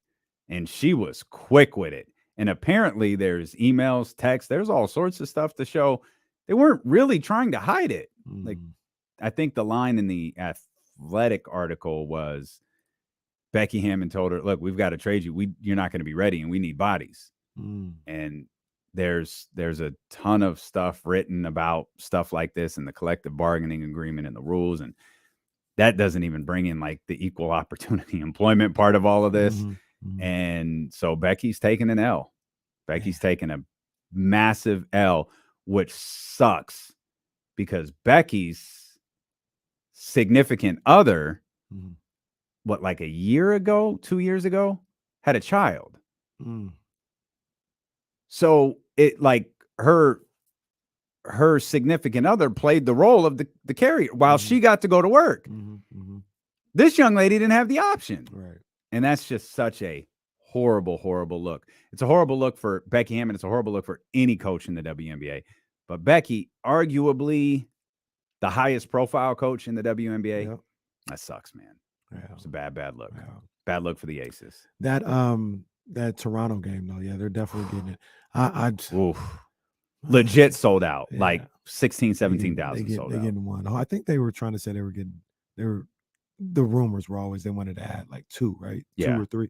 2 and then maybe get to 4 and another couple, not add a total of 4. Start with 2 and then another 2. I haven't heard that. Yeah, I haven't heard that, later. but I've definitely heard the 2. And I always heard like Toronto and Nashville are really likely. Or one of them. I don't think it would be both of them. One of them would be really likely. And some form of the Bay Area, whether it's San Francisco, Oakland, or maybe something called Golden State. I don't know. I'm just trying to be funny. I don't know what you say. I got you. Shout out to the Sky though. They played in that game. My girl, Kiana's trailer. They did. That game. Shout out to the Sky. We'll come back. Jason Jones set to join us. Also, I got a fun little ratings note regarding the Lakers-Warriors series. Y'all got Bonte Hill's number. Why don't you text my guy? I was thinking the same thing. I don't even know. I got to hear what my man saying. I don't know, but we was on the same page, and I was like, I wonder what the numbers look like. I got you. We got that next. Don't go anywhere. Stilo and KC on Sacramento Sports Leader, ESPN 1320.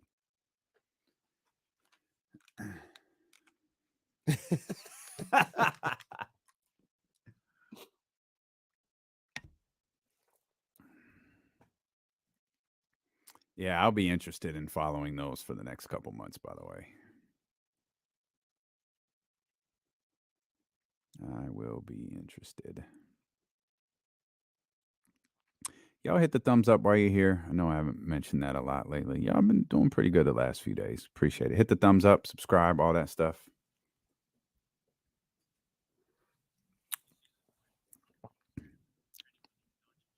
Oh, Jesus Christ. All right, TC. I'm the hooper, the hyper, protected by Vipers.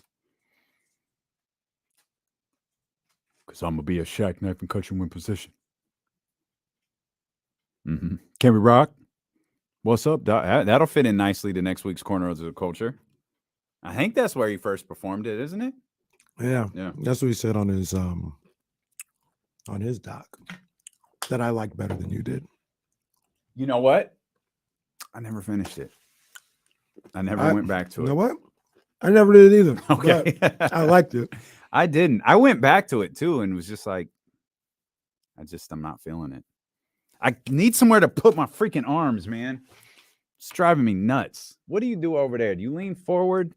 Do you just tuck your arms away? Like, this is so frustrating. You should just take a chair from the sales pit. There's like 2 people that sit there. What the hell is the sales pit? Well, we're all the like big time salespeople sit back there. They have the armrest over there. Are you serious? Yes, that's where the armrest chairs went. And they're this height? I don't know. They got armrests. We could put a booster under it. I'm jacking a chair. Nobody sits over there. I'm 100%. You got to wait. You do say what? When we were recording at the house, I had an office chair that I'd sit in, but you know, office chairs aren't that high. It'd be low, and you get a little foam booster from Amazon. Well, see, the thing is, like someone's in here after us. this. Like, so we share this. So yeah, I'm jacking a chair. They're only here like 2 days a week. They're absolutely getting jacked.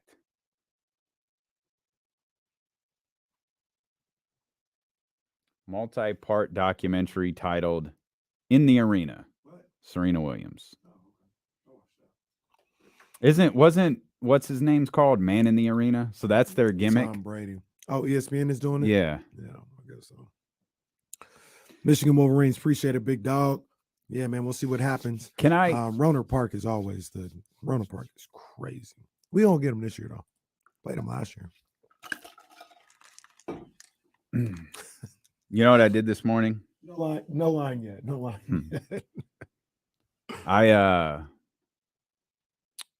I was sitting on the couch when the Doc Rivers stuff broke, working on the show. Thought, okay, I'm gonna turn it on TV. Turn it on TV real quick, see what we got. I think one of the ESPNs was rerunning a Sports Center because they were talking about some MMA fighter who changed fighting. Francis Ngannou, right? Yeah. Like I give a shit. I don't care. All right. Let's head over to First Take, or what's that's the one with Molly and Stephen A. Go over there, and they're wrapping up a call with Adrian Wojnarowski that they kept really short because they had to interview Jack Harlow and the brother from the remake that literally no one asked for. Nah, bro. Nah. I mean, we can talk about it if you want. I know what I'm watching on Friday. They aired a 30-second clip of that movie, and I can guarantee you I'm not watching it. Nah, bro. That looked like dog shit. I know what I'm watching on Friday. There is no chance I'm watching it. I know. It looked like absolute.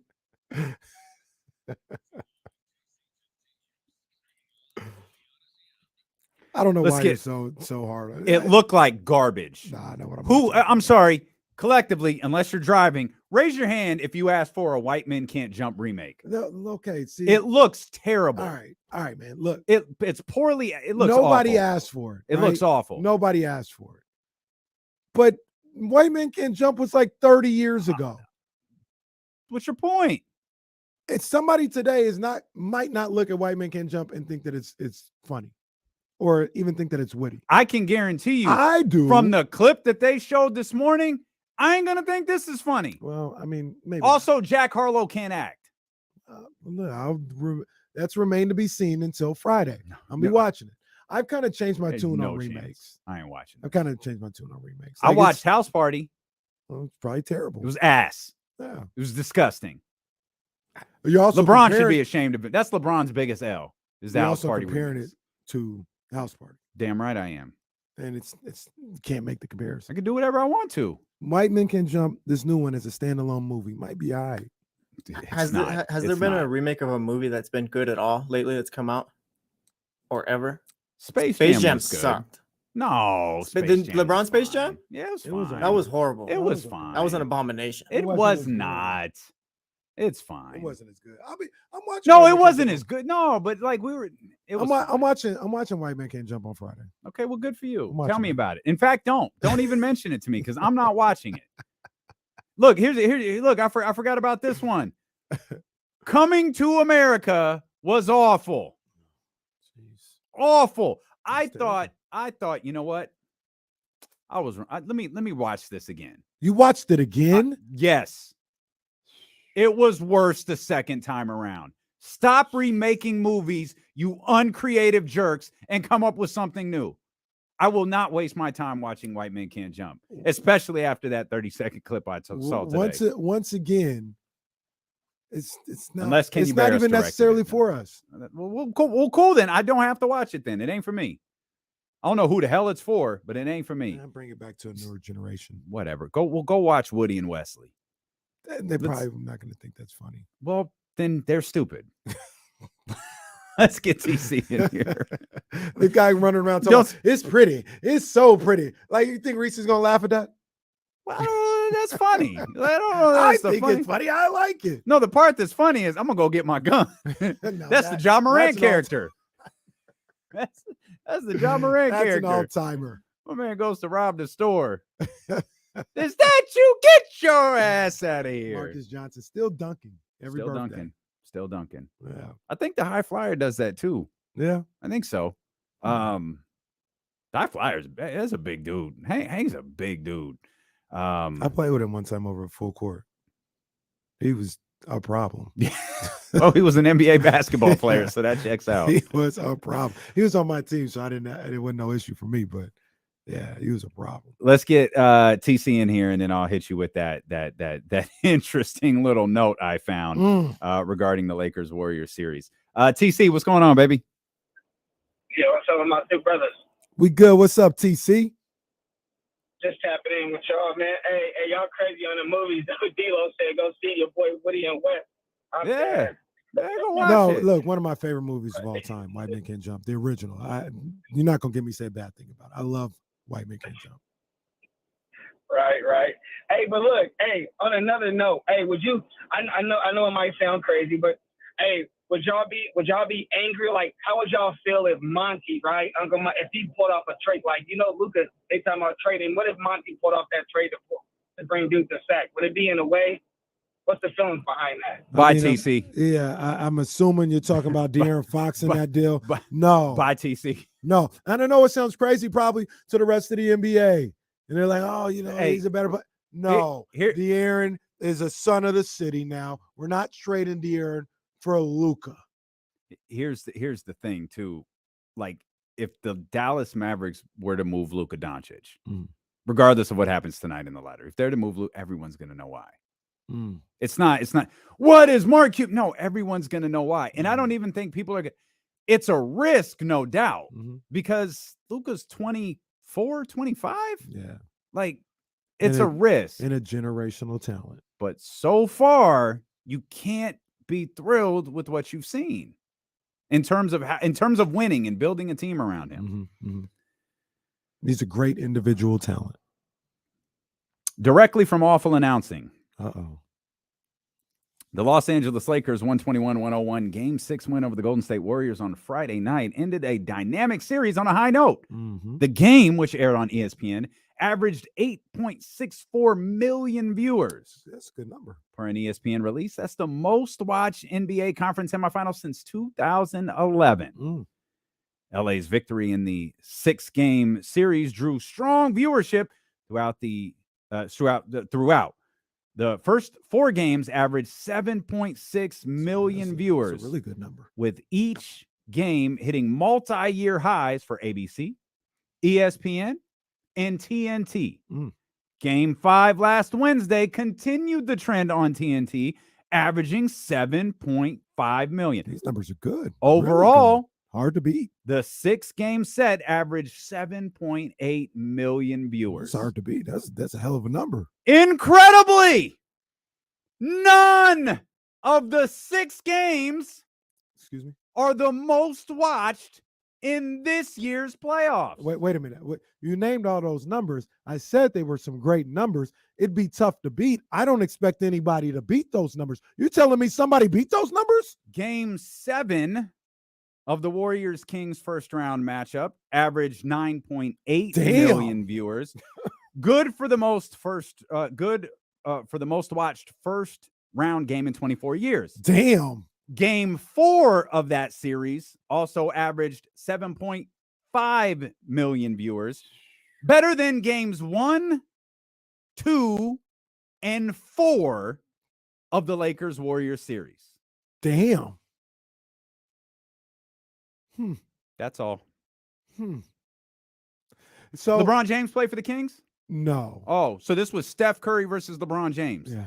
This was the Golden State Warriors versus the Los Angeles Lakers. Yeah. Okay. Didn't I ain't got nothing. People that we know and we love say the reason why the ratings were so high because they wanted to see the death of a dynasty? It was the Warriors Invitational. It was death of a dynasty. But it was Steph. Truth be told, I don't think they could make up their mind on why people were watching. Oh, because they don't want to acknowledge the common denominator here. But Acknowledge me. That's exactly what needs to happen.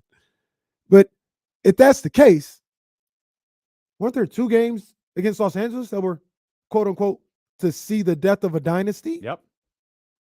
And they didn't outrate Sacramento Kings. They did not. I'm gonna tell you right now.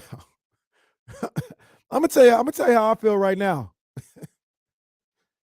Don't put the Warriors on our Christmas Day game. It's not good enough ratings for us. Put another needle mover in there for our Christmas Day game. We don't want the Warriors in there anymore. They might bring the ratings down. Go ahead and make it Kings Lakers if you want to. It'd be Kings Lakers. The problem with that is it'll probably be in Los Angeles. Well, I think they want to have. They played in Dallas the other. I think they want to have years ago. well, if the Lakers win the championship, I think they're probably going to get Christmas Day at home. They'll be done in 5 games. It's not happening. They're not So, but yeah, I mean, at this point, I mean, maybe we'll let the Warriors play on Christmas Day with us. Our brothers. Maybe. Don't kick them while they're down. Our brothers are down bad right now. That's just bad. Death of a dynasty, Warriors Invitational. They couldn't make up their mind on why everybody was watching, yet the opponent changed, went to the single greatest player of all time, the all-time leading scorer, and a legacy franchise. And they did good numbers. Hey. A hell of a stat line Give there. them some orange good, slices. Good numbers, man. You guys did some really good numbers. Are they as good as round 1? No. It's all right. No. They'll get there. So, but hey, hell of a job by them. I'm with my man in the chat. Get the Warriors out of here. We'll go Kings versus Victor on Christmas Day. It works. All right, Kings versus Victor. Get the Warriors out of it. No, man. No, get them out of here. Ain't nobody worry about them. Jason Jones joins us. Please forgive the quick commercial break. As I mentioned, we got a little carried away with Trysta. So we'll regroup. We're all set. As Gerald would say, it's our last commercial break of the day, folks. This is it. We'll come back. Our main event with Jason Jones is next here on D-Lo and KC. Brought to you by Sky River Casino. 32 Brew Street is the place to catch all the action. Watch your favorite sports games on over 70 TV screens at Sky River Casino. Jason Jones of The Athletic joins us next here on ESPN 1320.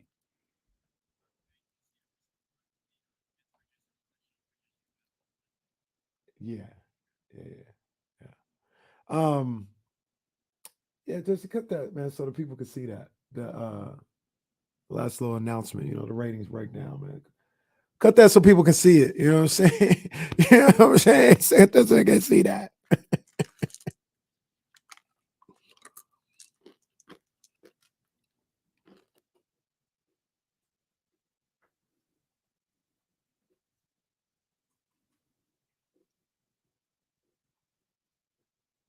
People really are tuning in for the playoffs, though. It's been a great playoffs. It's been really fun. I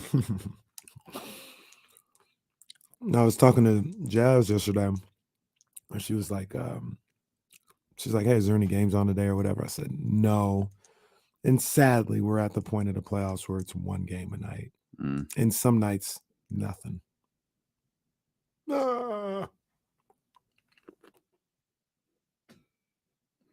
See, Delhi's headed back to Australia.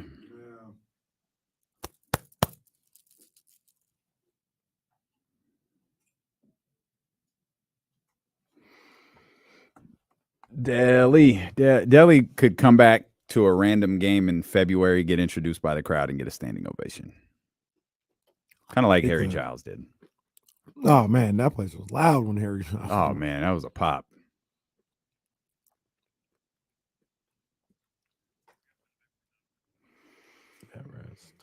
NBA live at 5. That's what Charlie told me. It's NBA live at 5. This is NBA live at 5. There's this net rest situation. It's kind of hard to explain, but basically the most rest you can get in the NFL season this year. Okay. And David Lombardi, wild and not in a good way for the 49ers. They have a total of 3 weeks, 20 days of net rest disadvantage in their schedule. By far the worst draw in the NFL compared to the Jets and Giants, who have a +12. That's the because of the 3 Is it 3 Thursday got games? 2 Thursday. Oh, 2 Thursday games. Yeah, 2 Thursday games. 49ers have over a full month of rest disadvantage.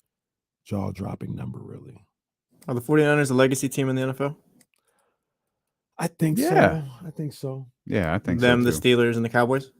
And the Packers, I guess? Packers. Yeah. Put the Packers in there. Yeah, probably the Bears. Yeah. Like it or not. Not the Patriots, though, right? They're No.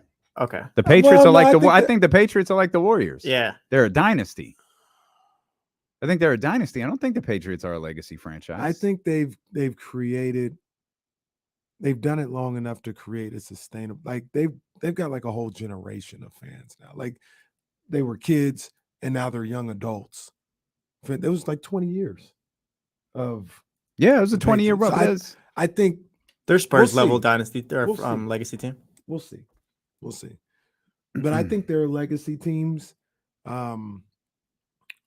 their list is longer than the NBA. I think so too, because is like Kansas City a legacy team? No. No?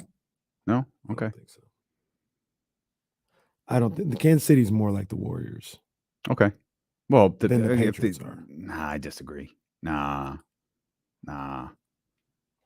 There's a lot of Chiefs fans, though. There are a lot of Chiefs fans. Like, and I don't think they're bandwagon. Like they kind of showed up. Yeah. Like, once they got good. And like I said, I'm not even saying that in a bandwagon type way. Just there's a lot of Chiefs fans out there. A lot of that. I wonder. Yeah, Rams. Yeah, man. I don't think the Giants are. I don't think the Giants are either. They're like the Sixers. The next tier. I wouldn't even call them that. Sure, I'd rank the Eagles before the Giants. That's a good point too. That's a good point. I don't know. It feels like it's a way harder discussion in the NFL than in the NBA. Yeah. The NBA, there's like 3 or 4. I think in the NFL, you got to like really start eliminating some people. Like, nah. Like, The top tier are the Cowboys, the 49ers, the Steelers, Packers and the Packers. Yeah. And I mean, probably the Bears. Yeah, you have to throw the Bears in there. I think the Even Bears though have to be in they're there the too. Knicks of it. they're the Knicks of it. Yeah, I think that 5 is the top tier.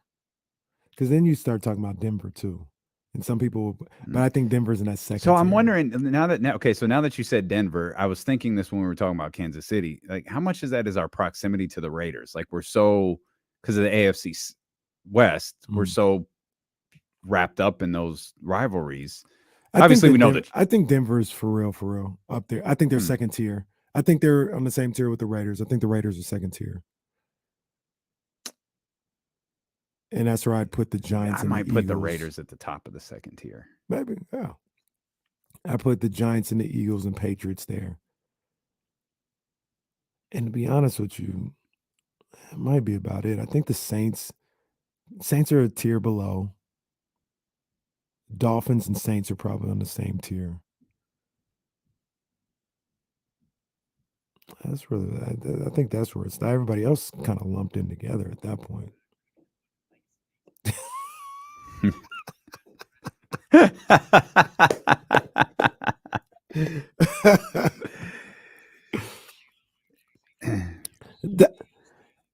Dr. David, that's a terrible take. The Raiders are not over the Niners. They're just not. We were talking about legacy franchises in the NFL, and Jesse's right. This is just going to dominate our summer. Jason Jones is going to join us here in just a minute. Let's let these air horns fly for our brother, Mr. Primetime. Sensational. Hey. Happy birthday to our man, Terrence Davis. Yes, indeed. One more time.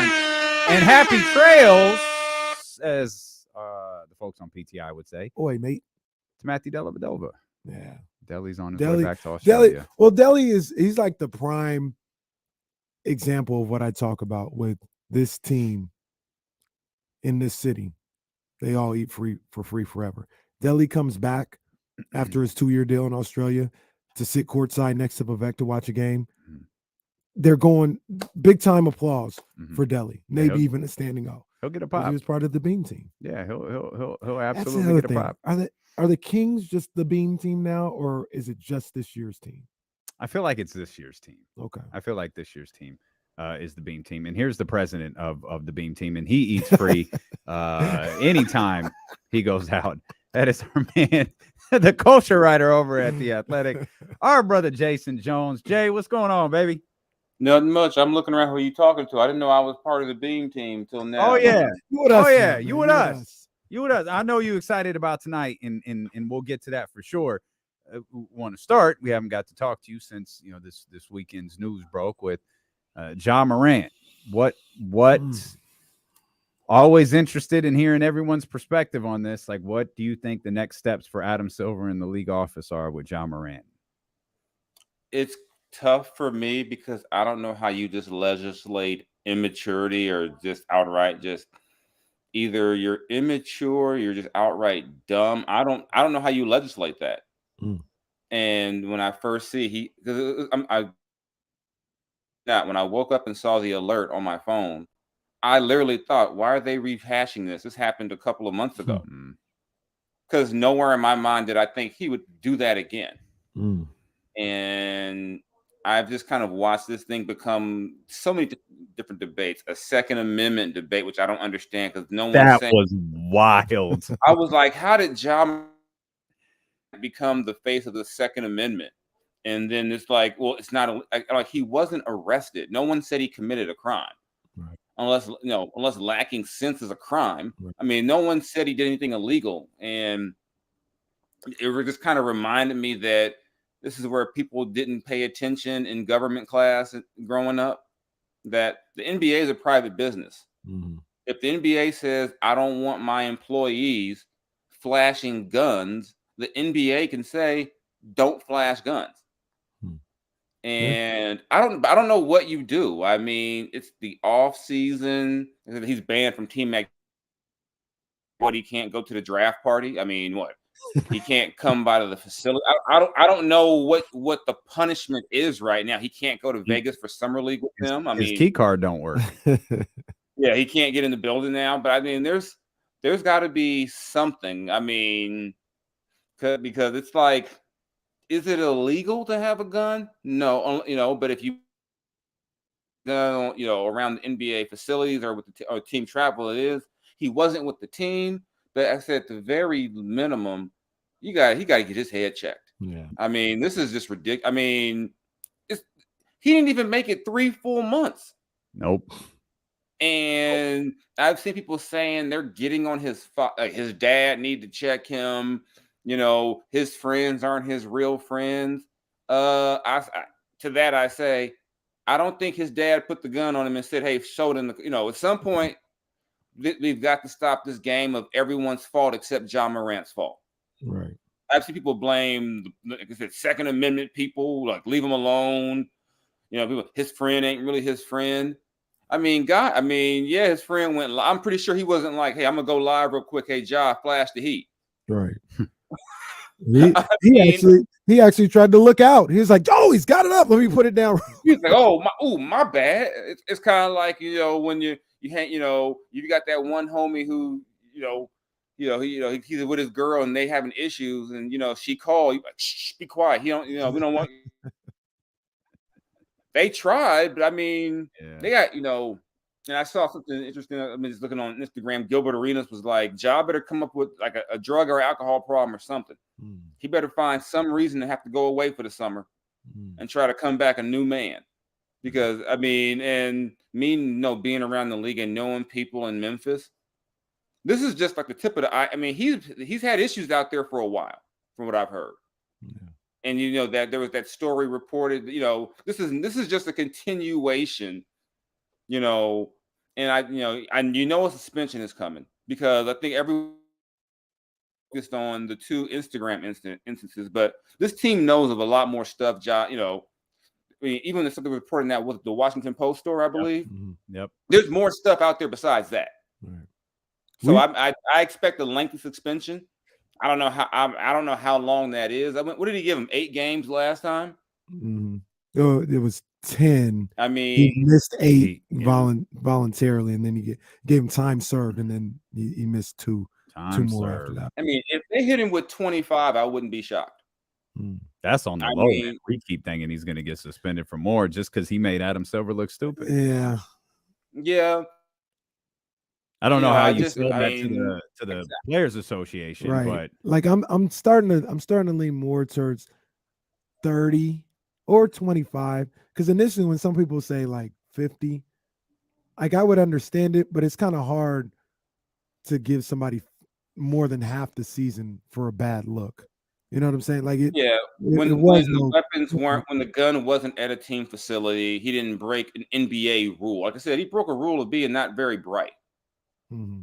And and I get the whole conduct detrimental to the league. You can do whatever you want. Because the NBA is a private business, they can do whatever they want to him. I can't see him getting to Gilbert Arenas, but I think they're going to do something to him. And then because I think, like I said, it makes everyone look dumb. They sent him to rehab for 2-3 days last time. He does the weird interview with Jalen Rose, where it's like the fake, like it might as well have been that R. Kelly interview from a couple of years ago. I mean, it was that bad. Where I was like, come on, man, really? Like, what was the purpose of that? So he's made a lot of people look dumb. Yep. When especially after the Lakers beat him, he's talking about he's got to be more mature and how his off the court stuff affected the team. So that's okay though. At least Dylan Brooks won't be back. Right. At least they got rid of. At least Dylan. It reminds me of back in the day when Paul Westphal, rest in peace, told me back with the USC issues with their football program because he played hoop there. Westphal said, "Oh yeah, the football team broke some rules. Basketball team's on probation again." It's like Jaws Weiland. Okay, Dylan, you gotta go.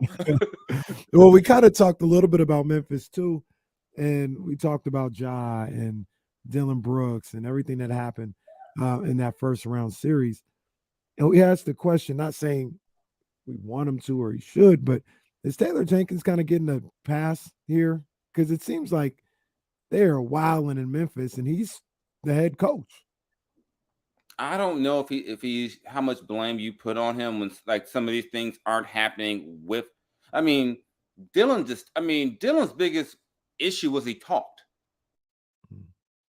I mean, he's not the first. I mean, Pat Bev talks. I mean, a lot of guys talk.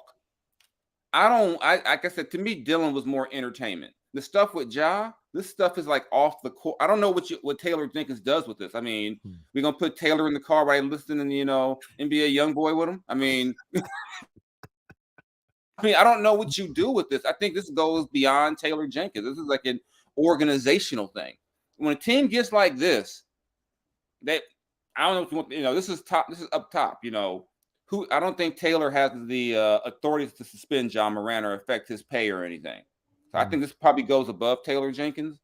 I don't know what we want Taylor to do in the offseason. I mean, and even with all their issues, they were the number 2 seed in the West. Mm-hmm. So Taylor did something right on on the court. But I don't know. Like I said, I don't know if we want Taylor riding in the back seat with John and his homies. I don't know what you want. I don't know what you do with this because I don't think if a video emerged of Taylor Jenkins wilding out to NBA young boy, I don't think I'd be surprised. Like I could see it. Maybe. And remember too, Ja's homie was running on get the Pacers. His homie was coming on the court. They had the light flashing at the. Now that I think about it, they got to give him at least 30 games. Now, they got to give him at least 30. I mean, we talk chasing up. We talk out of control. I mean, he out of control. Yeah, man. Red lights flashing at buses. You talking about they got it. Yeah, he out of control. He's out of. He needs some help. I can't blame his daddy for this. Well, not to mention, and maybe this is unfair to Ja, but I mean, it's all part of it. The skirmish with the Lakers, that goes into his permanent record a little bit too, because he was trying to fight in that situation. Yeah, there's just a lot. There's a lot with this. I mean, and I think someone tried to say that this would have been Allen Iverson if we had social media. I'm like, come on now, that's not fair. No, that ain't fair. Don't put that on AI. You excited for tonight? Western Conference Finals get underway. I ain't gonna say nothing, Jay. I'll just say this: someone on this show has the Nuggets winning this series in 5. I'm not gonna say who. It's not me, but I'm not gonna say who it is. What would you say to that individual? It might be me. I don't know. Who Everyone has their own opinion. I mean, I'm not offended. You know, everyone has the right to have their own opinion. You know, I think, Jason, real quick. I think, and I'm basing this on something that, you know, we don't know if it's going to happen, but I think Jamal Murray is going to show up the way he has for most of these playoffs. And I think that's going to be a lot for the Lakers to deal with. Jamal Murray and Jokic doing their thing, opening it up for the KCPs, the Bruce Browns, the Michael Porter Jr.'s, Aaron Gordon. I'm impressed with this Nuggets team. It really don't have a whole lot to do with the Lakers. I'm really impressed with this Nuggets team, the way they've played these playoffs. Man, I've liked them all season. People laughed at me when I said I thought the Nuggets were like, they were like, oh, whatever, you know. But I think, you know, this is also going to be the best defense the Nuggets have seen in a while. I don't think Jamal's going to cook the way he's been cooking the previous couple, you know, some of his previous couple of rounds. I think it's going to be a really good matchup. I really do.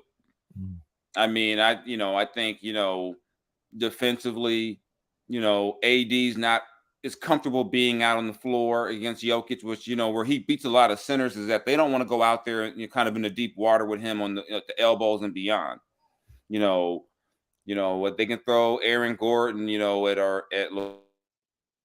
and they can throw. I wouldn't say Michael Porter. I don't think he might consider Michael Porter Jr. a defensive stopper, but you know, there's some different things you can see in this series. I think it's going to be interesting. Just the way this thing all unfolds. I mean, this is to me, it's a pretty evenly matched up series. You know, I'll do my joke. I've been saying ever since the Lakers had Russell West. I've been jokingly saying Lakers in 6 the whole time. I'll stick with that just because, well, I don't know I'm going to be rigid and say Lakers in 6, but this is a very evenly matched up series. I mean, it's not like overwhelmed. You know, the Lakers don't have the kind of the physical advantage up front that they had against the Warriors, but also in the backcourt, they've got some size they can throw at, you know, Jamal Murray that maybe Phoenix, because Phoenix basically was 4 or 5 players. I mean, they had no depth. So I think I think the, you know, the Nuggets have shown they can some big offensive games. So I mean, it could go either way. You know, I think the Lakers I think they're gonna win the series still. I think, you know, Jokic, if you say he's the best player in the series, I would still take LeBron and AD before Jamal Murray. You know, I just think that, you know, I think AD, as good as he is, are you going to stop Joker? Nope. You know, he's going to get, you know, he's not going against DeAndre Ayton. It's not going to be that. He's not going against Carl. I don't want to play defense Towns or Rudy Gobert, who he's owned. This is going to be a competitive series. I think it's going to go at least 6 games. Would you put LeBron on Jokic at all defensively? I'd throw some different. I mean, I wouldn't in spots. Yeah, I think you got to throw different things at them. Sure. And I think you don't want. You know, I think at some point, you know, that because they'll have to sit AD. You either keep AD or LeBron on the court. At some point, when they go small, LeBron's their 5. And if you do that, you know, he probably will have to do it. You probably throw Vanderbilt at him a little, even though he can probably, you know, he can beat up Vanderbilt in the post. But I think what a lot of teams try to do with Joker is say, we'd rather let him get 50 to let him get 25, 12, and 12. You know, I think, you know, so it all depends. I mean, I've really been impressed with what Darvin Ham's done with his adjustments during the playoffs. I think he's done a good job figuring things out. You know, that game against the Warriors, I'm going to start Schroeder. You guys want to play small, watch this, blow them out. So I think it's going to be a lot of adjustments. You know, anyone who knows me knows I'm a big Michael Malone fan. You know, that's my guy, you know. So I'm kind of, you know, it's between your fandom then versus the people I know people on both sides. So either way, someone I know is going to the finals. We'll see how it goes. Cool piece about Jokic is that 50 Jason was just referring to. He could get the 50 plus the 12 and the 12. Yeah. That's the thing. You don't want him to get 12 and You know, what I've been told is the hope is that if he's going for like 50, that means he's not setting up Michael Porter for wide open shots, and Murray's not going in and getting 25, 30. Yeah. And I think that's the situation in this series, like you just laid out, if I'm the Lakers, where I'm trying to make sure Bruce Brown don't have a 25-point game or multiple 25-point game. Like that, I can't recover from that. I don't think. You don't need the Lakers don't need to see Kings killer KCP. KCP come to Sacramento. Work on the Kings, man. I still don't want to see KCP out here, man. That boy was a problem. The legendary moments playing a game in an ankle brace, though. That's that's top 5 greatest moments in NBA history. my man was on house arrest taking 3. I'll never forget that. You know, the one of the things you never thought you'd ever see in an NBA game. Hey, this league is fantastic. It's history making moments. Jaws over there like, why y'all tripping off of me? I ain't do that. You probably need to have an ankle. Yeah, you probably need one on. Look, some other stuff around the league. I mean, league has been going crazy, really. The Sixers, their loss to Boston, just set off a firestorm of James Harden doing it all over again, not showing up in this game 7. Joel Embiid is now under attack for all the Sixers fans, and it cost Doc Rivers his job. What do you think? What do you think they do in Philly? I think all this stuff is over. Like, I think it's done.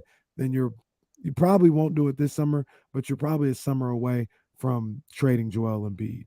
But I think they're finished. What do you think about Philly? I think that team is maxed out as a second round team. I think Joel Embiid doesn't get nearly enough heat as he should because he's had enough people cover. Because people, the last Ben Simmons game, Ben was terrible. But I also remember Joel Embiid fumbling the ball out of Joe. He was terrible too. And this is the second time, in 3 years, where in an elimination, he just was bad. And Ben Simmons took the blame. Doc Rivers is taking the blame. Even now, James Harden, this man's the MVP.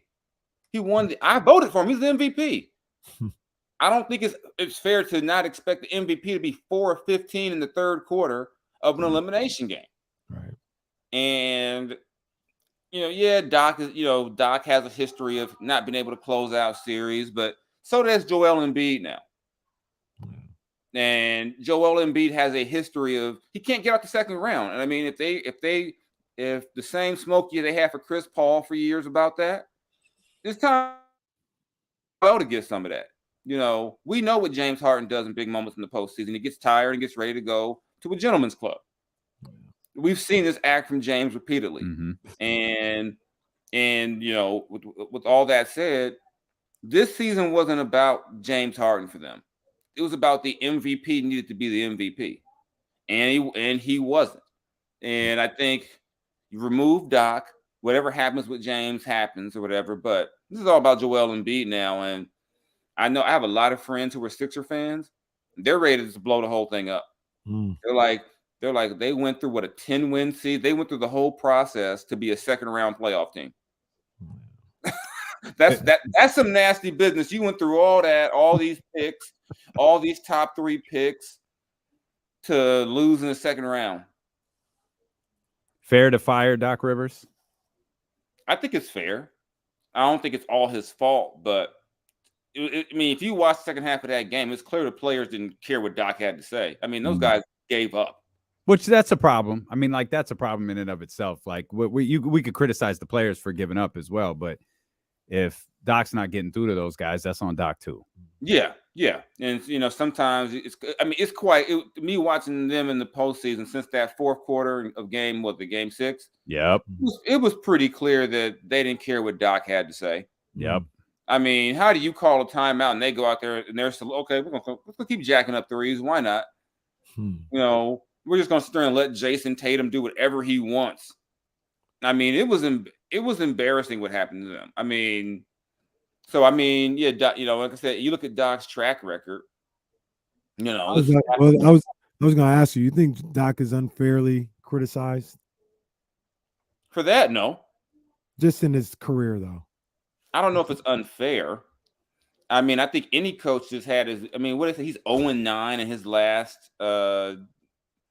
in that situation with a chance to clinch, like in the second wow. conference finals. He's 0-9 in chances to clinch. And like if you're the Clippers, he was up 3-1 in that series.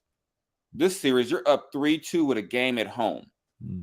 I mean, and we watched it a few times with the Clippers where they're up 2-1, 3, whatever the case may be. Remember that one against the Rockets where the Rockets basically quit and put all their backup in? They benched Harden, which the world's colliding. They benched Harden in that game 6 because the series was over. And yeah, bench guys come back and win. Yeah, so I mean, it's hard to kind of defend Doc on that and be like, well, my kids are having fun right now. I guess they're ready for the game, but yeah, but it's hard. It's hard to kind of defend that. But like I said, Doc removed. The players got to own a lot of that. I mean, that was just pathetic what they did in Game 7. Just to go out there like that was pathetic. I asked if it was fair about Doc Rivers. How about Monty Williams? From what I heard from some people about what was going on in Phoenix, I wasn't shocked. And it's always tough when you go. I mean, look at his last 3 exits. Up 2-0 in the finals, lose 4 straight. Give up a 50-piece of Giannis in a clincher. Lose by 30 at home in a Game 7 to Luka. And this year, to me, I was like, you're down a bunch of guys, but still, you're down by 30 at half. You give up 81 points and a half.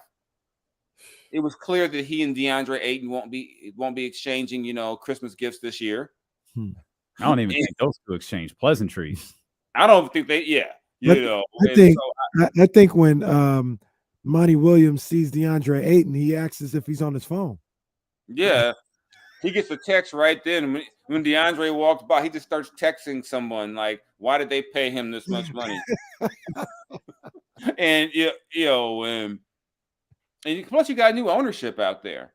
Like I said, but those last 3 exits, and to me, of the 3, this was the least egregious. I mean, that team had no depth after that trade. I don't think they were. I mean, if you've got to play Kevin Durant 45 minutes to eliminate the Clippers led by Norman Powell, you got a problem. No shade to Norman Powell, but come on, man. I mean, there's no Kawhi, there's no Paul George. It's Russell Westbrook and Norman Powell, and you got to play KD like 45 minutes to get by them. I mean, and a lot of times when coaches get fired, it's not even about the result, about the relationships. And clearly, relationships weren't the greatest with some of those guys over there. And like I said, you're up. It's almost they haven't recovered from being 2-0 up in the finals. I mean, their record has gotten worse every year. And yeah, to be down, even with the guys they had out, to be down 30 in an elimination game, and you got Kevin Durant and Devin Booker on your team, somebody was going to pay for that, and it wasn't going to be James Jones, clearly. Jay, we appreciate you. Enjoy this series. Enjoy tonight. I'll try. Nuggets. I'm with Jay though. I think this is an evenly. I think these are 2 really, really good teams. I do too. I think even when I say 5, like I don't think it's like a blowout. I think they're going to be competitive games. All this else, I wouldn't be surprised if anything else happened. It went 6, 7, none of that. Wouldn't be surprised. But make no bones about it. It's 52-80 over here. Let's go. Let's go, okay. And y'all enjoy not caring about the lottery. Enjoy ignoring the lottery tonight. Thank God. Thank you. We'll do that. Jay, appreciate you, man. Thank you, brother. All right, catch you next time. That's a man, Jason Jones, right there, the culture writer over at The Athletic, and his kids. Kids play. Big ups to them. And no sirens this week though. No sirens. Jaden moved on up, I guess. His internet was like, it's in a unique position where it's like you still know what he's saying. Right. There's random pauses. It was a what they call that, a close almost pin or something like that. It was 2.5. Near fall. 1, 2. The refs are. Yeah. Almost got him. By the way, you're an idiot for that phone line. That's how Monty is doing. DeAndre Ayton. There's only 3 people on the show that noticed. And shout out to Rob Dub, who caught it. Shows a 3. Rob Dub don't miss any of those references. That's what Shows Monty a was three. doing to him, man.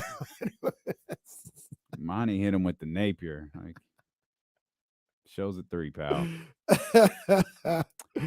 Oh man, man, we've got the. I'm really hyped for the lottery. I want to see what don't is hear going that on very here. often. Well, that's good. Well, stress free. Well, that's true.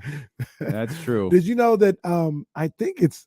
I want to make sure before I say it, but I believe it is literally on this date a year ago. Well, I don't know if it's on this date. It's 1 year ago. It's tomorrow. Tomorrow. Yeah. We had to thank Nani. We did have to thank Nani. Nothing has been the same since that decision to put her in the front office of the Stockton Kings. Yep. We just got to thank Nani. At Nani. Get it trending. Hashtag thanks, Nani. What's cracking with Dr. Lance injury report brought to you by our man, Dr. Lance and Kazaza Chiropractic. Hit up Dr. Lance at askdrlance.com or you can text him at 916-707-0456. Jamal Murray listed as questionable with a non-COVID illness. Of course, he was listed as questionable in the final game of their semifinal series as well. And spoiler alert, he played.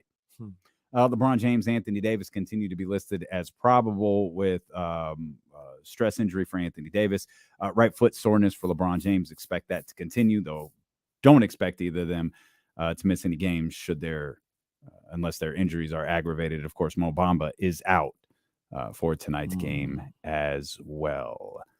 Injury reports already in for tomorrow. Tyler Hero is ruled out. People asking, man can't dribble, man can't shoot. People asking where he's going to play tomorrow. So the man's not playing.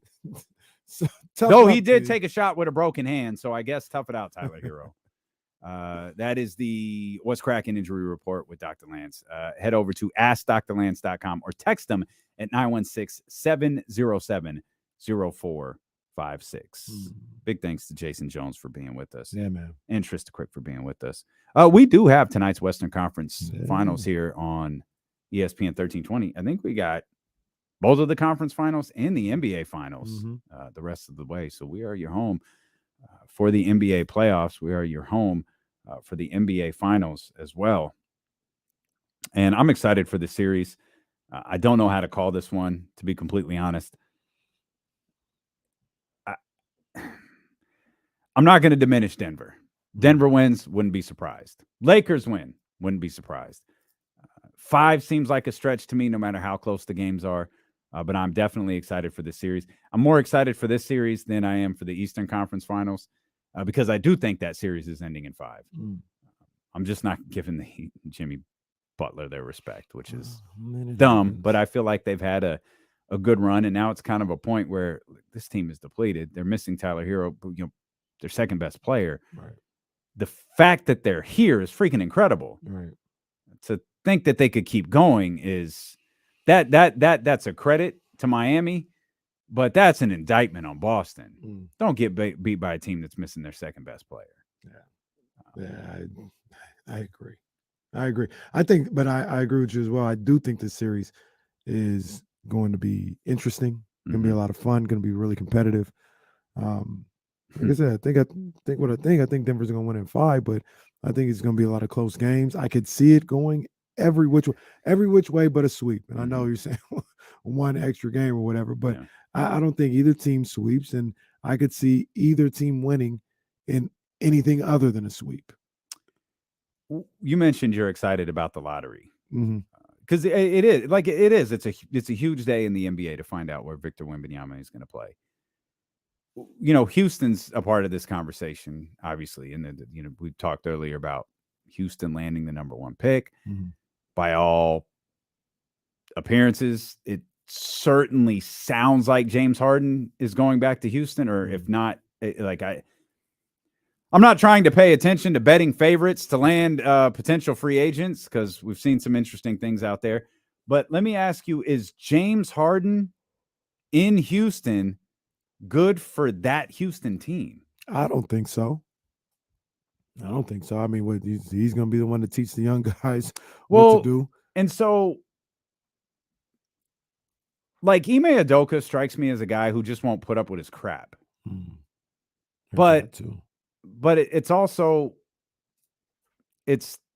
like a player and a coach, right? Like players often win that battle if there's a battle. Right. So I don't know how that works either, but I just kept like thinking more and more about that.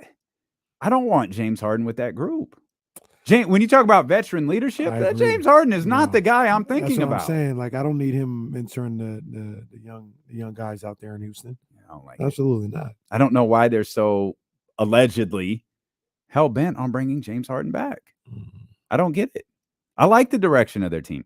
It's young. It's very, very raw.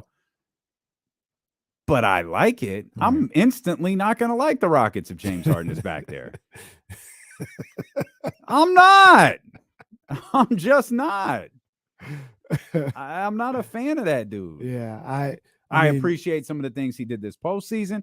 I appreciate some of the things he did when he was with Brooklyn in that postseason. I just don't buy his act. Do you think anybody, and once again, nobody with the number 1 pick trades out? No. Do you think anybody with 2 or 3 would trade out? Mm-hmm. I do.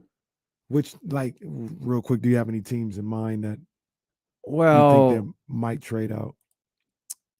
Like, do you think Portland would trade out? Yeah, absolutely. I think Portland would too. I think that'd be dumb too. Yeah. I think it'd be ridiculous to do it. Do you think Indiana would trade out? No. To me, this is perfect for Indiana. I would trade out if I was Indiana. You've got Tyrese, who's like 23. You got Benedict Mathurin. If you could go get, I'm just throwing a name out there. I'm not saying it, but if you can go get Paul George to pair with those guys, I would have put my money on you saying Bradley Beal. I absolutely Bradley Beal. Like he's going to say Bradley Beal. If you could get Bradley Beal to pair up with those guys. So you're talking, this is the 2 or 3 situation. Yeah. Now you're ready to go. Yeah, but you wouldn't do it if it was Victor Wembanyama. No. Well, he's a young player too. Yeah, but he's different. Like, he's different. He's different. Oh, that was different. No, it's true. He's different. But I think Indiana might do that. Orlando?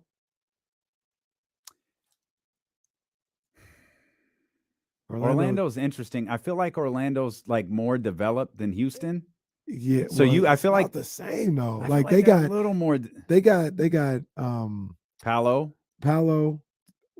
Franz Wagner, Cole Anthony, and Jalen Suggs. That's pretty young. It's pretty young. If I could, get Bradley Beal. But wouldn't you rather, instead of bringing in Scoot Henderson, not saying wouldn't you rather take Scoot or Brandon Miller and try to trade the other young players? I might do that. Because is it fair to say you can go about it with Orlando because they have so many young guys? Like if Victor Wembanyama wasn't in this draft, like Scoot Henderson's the number 1 pick in this draft. He's probably the number 1 pick in. Is he the number 1 pick last year in Paolo's draft? He might be.